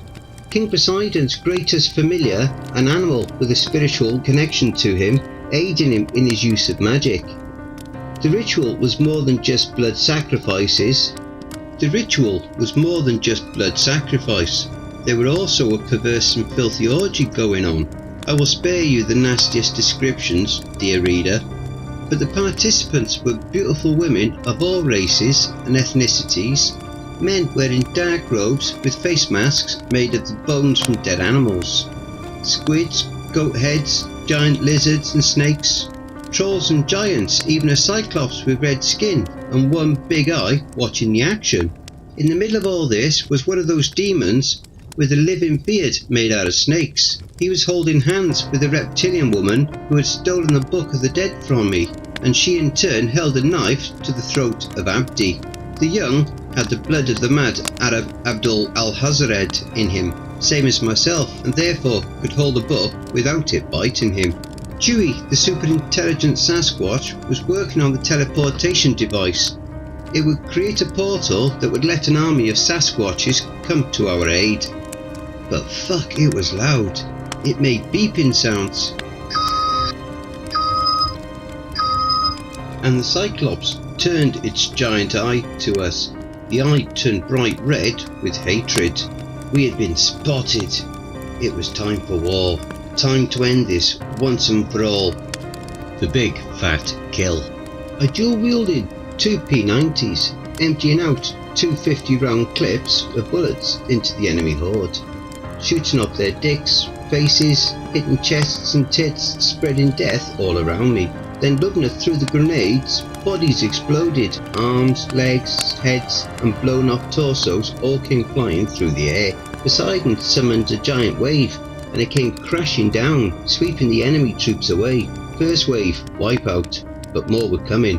Sana wielded the Excalibur in a two-handed grip, holding it over her head, making it charge up with sunlight, and then swung it down, creating a great wave of energy, splitting the enemy's bodies into two halves, like when Darth Maul fell to his death, leaving only the groin and legs left standing. Second wave defeated, but the third wave was upon us. Poseidon struck a troll in its ugly face with his mighty golden trident. The troll's skull and eyes were penetrated, killing it in an instant, but now he struggled to get it loose. It was stuck in the enemy's dead flesh. He quickly grabbed a knife, trying to hack the head of the troll's neck. He was not fast enough. Another troll gave him a punch to his ribs and crushed a few of them. He, with great agility, penetrated the troll's heart with his knife, but one arrow from a crossbow wielding cult member hit his right shoulder, making him bleed blue blood onto the stone ground. At least we knew he was not a reptilian shapeshifter. Lubna blew the face of one troll with a double-barrel shotgun she was now wielding, and then quickly shot the fourth and last troll, ending its disgusting and foul-stinking life. There were no more trolls, but plenty of humans led by a Cyclops. One single, well-aimed shot from my 357 Magnum revolver blinded the Cyclops, making it stampede its own troops to death. I killed the next 5 men with straight head and throat shots, but now I was out of ammo, and the enemy kept coming. Sana, the angel, had no time to recharge her magic sword. She was in the middle of the enemy horde, slicing down opponents left and right. One of the cult members lit her left wing on fire with a torch. A lone crossbow arrow landed between King Poseidon's eyes, ending his life once and for all. I pistol whipped one cult member, a naked female covered in blood, straight in her pretty face, knocking her teeth out. Lubna levitated a rock and then kept smashing it into the naked woman's face until there was not much left of it, just a red-coloured mess. And then Chewie lit his laser sword and began cutting heads off. Reinforcements of Sasquatches coming through the portal. Chewie the Bigfoot led the charge. Forward, my hairy friends, forward! Kill the snake-bearded man or demon, whatever he is. We must get the book back. Part 11. Cthulhu wakes. Come on, you apes! Do you want to live forever? The silverback Sasquatch commanded his troops. He was the biggest one, almost twice the size of a regular Sasquatch, who were all just a bit taller than a big man. This thing was massive and had dark fur, contrasting with the rest of the pack's brown fur. His one eye was bright, and the other one had been blinded by a cut, and he gritted his sharp teeth. He was ready for the slaughter. He commanded a pack of 20 Sasquatches, including himself and Chewie. They absolutely annihilated the enemy troops.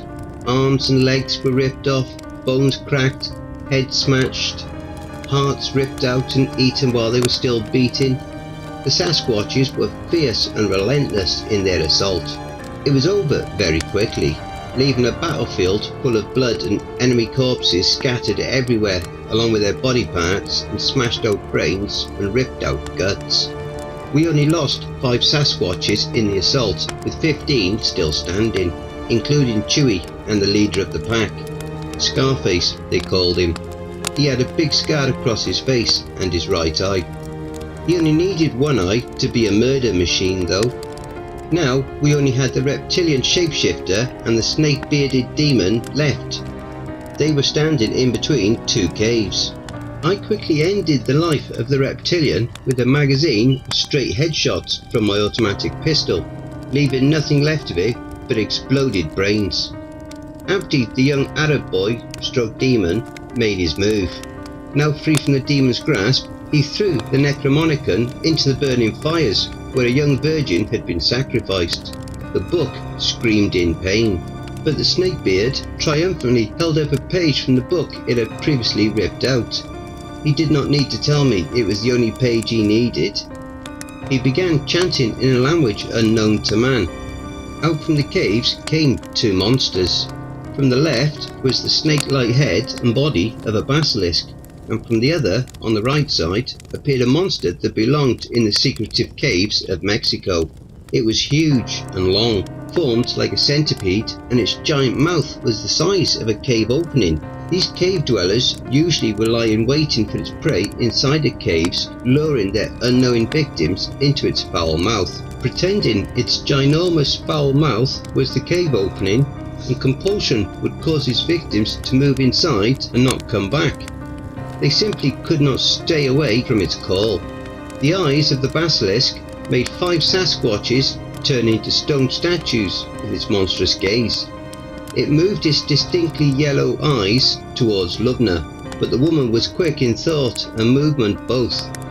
She had a makeup mirror, and showing the basilisk its monstrous face in the mirror, it turned to stone when it saw its own ugly face. The rest of the big hairy apes walked straight into the mouth of the other monstrous creature. It was just like in that story told by that madman, Nightnator. The Sasquatches knew they were marching to their own doom, but they simply could not stay away. The compulsion was too strong. Only Chewie and Scarface remained alive now.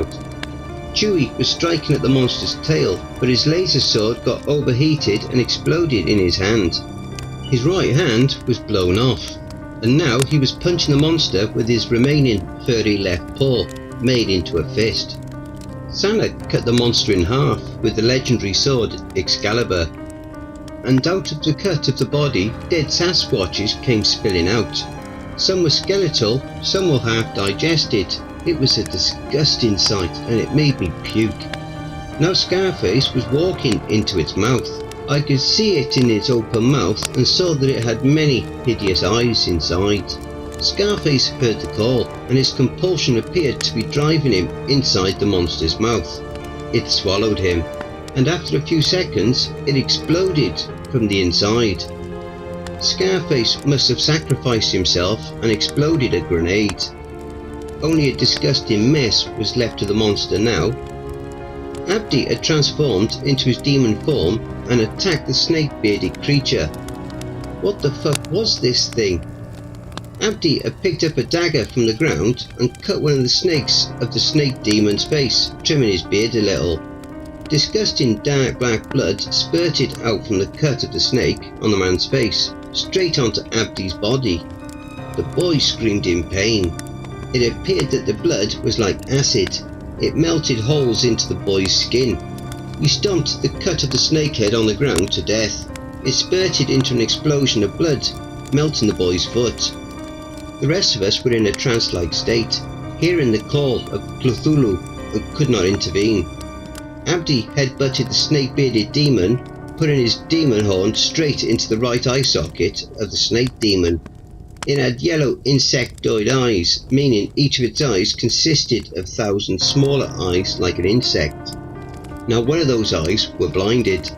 The dark black blood melted Abdi's horn, and the snakes in the beard all bit the boy's face, filling him with venom.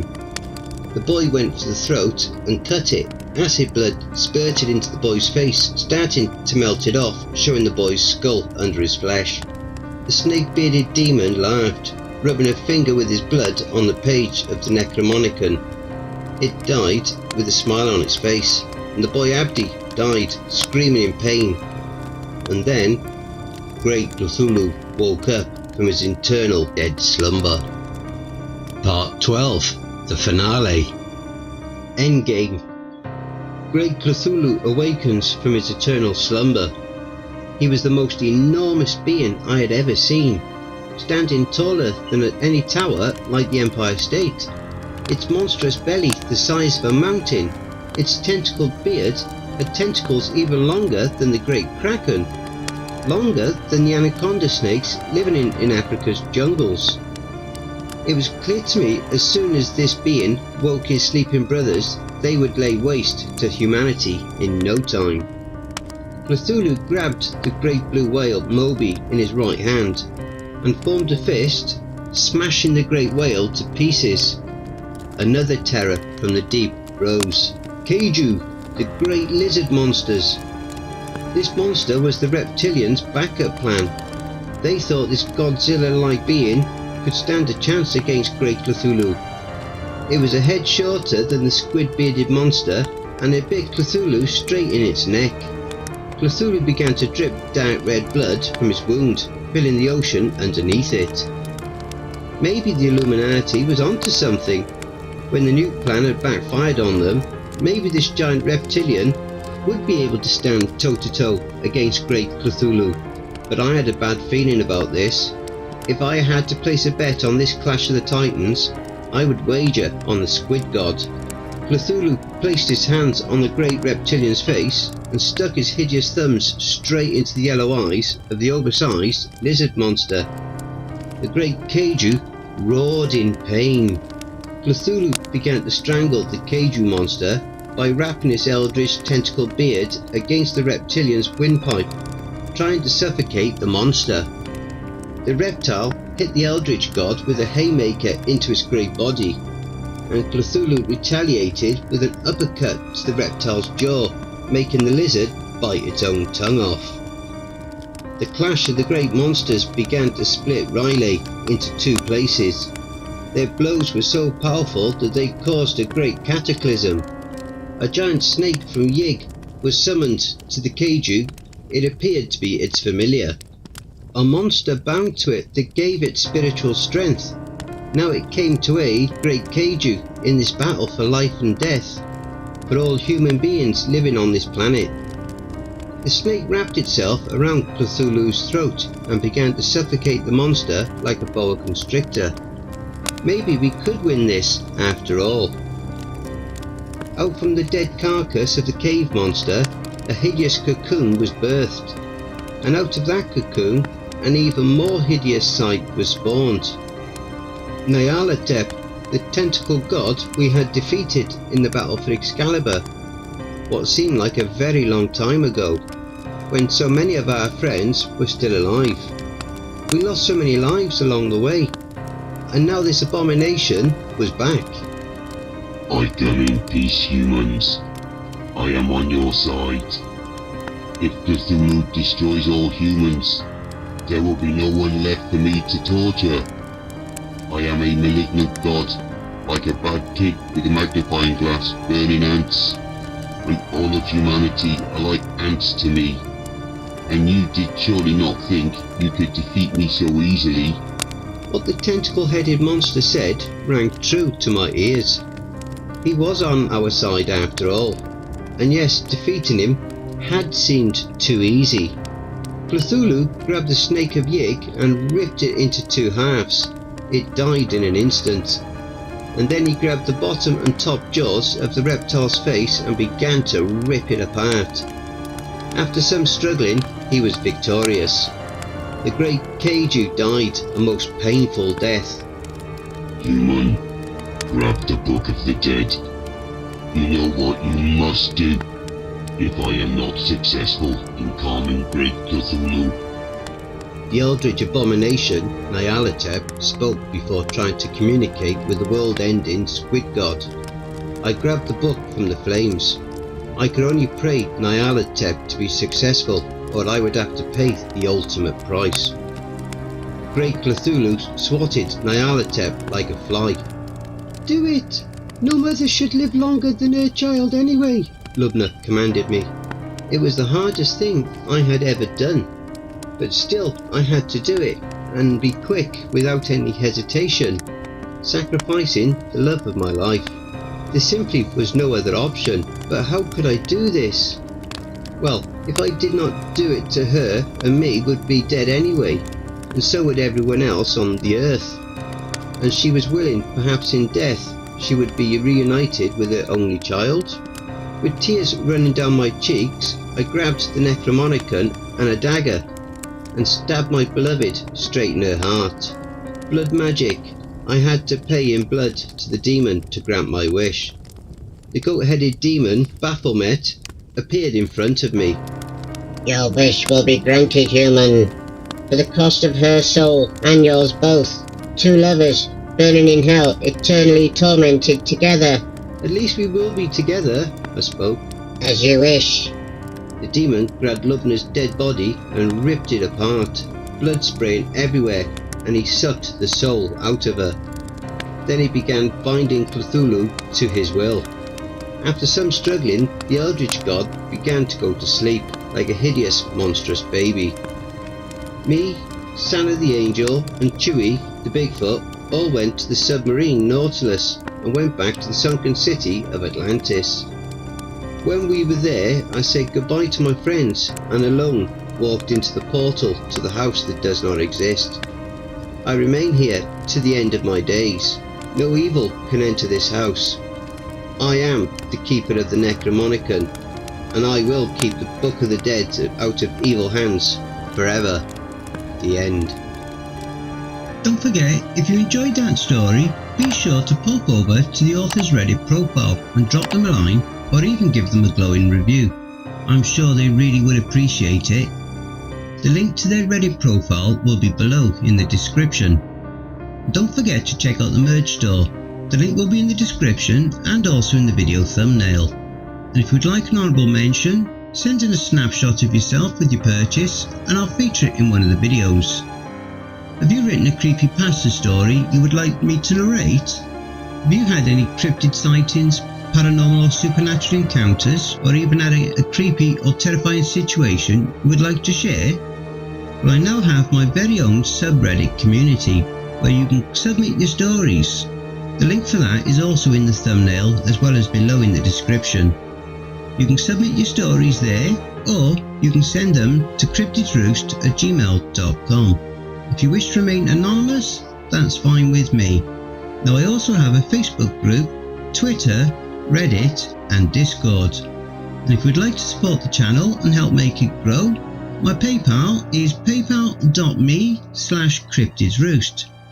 And any and all donations would be gratefully received. Again, that will also be below.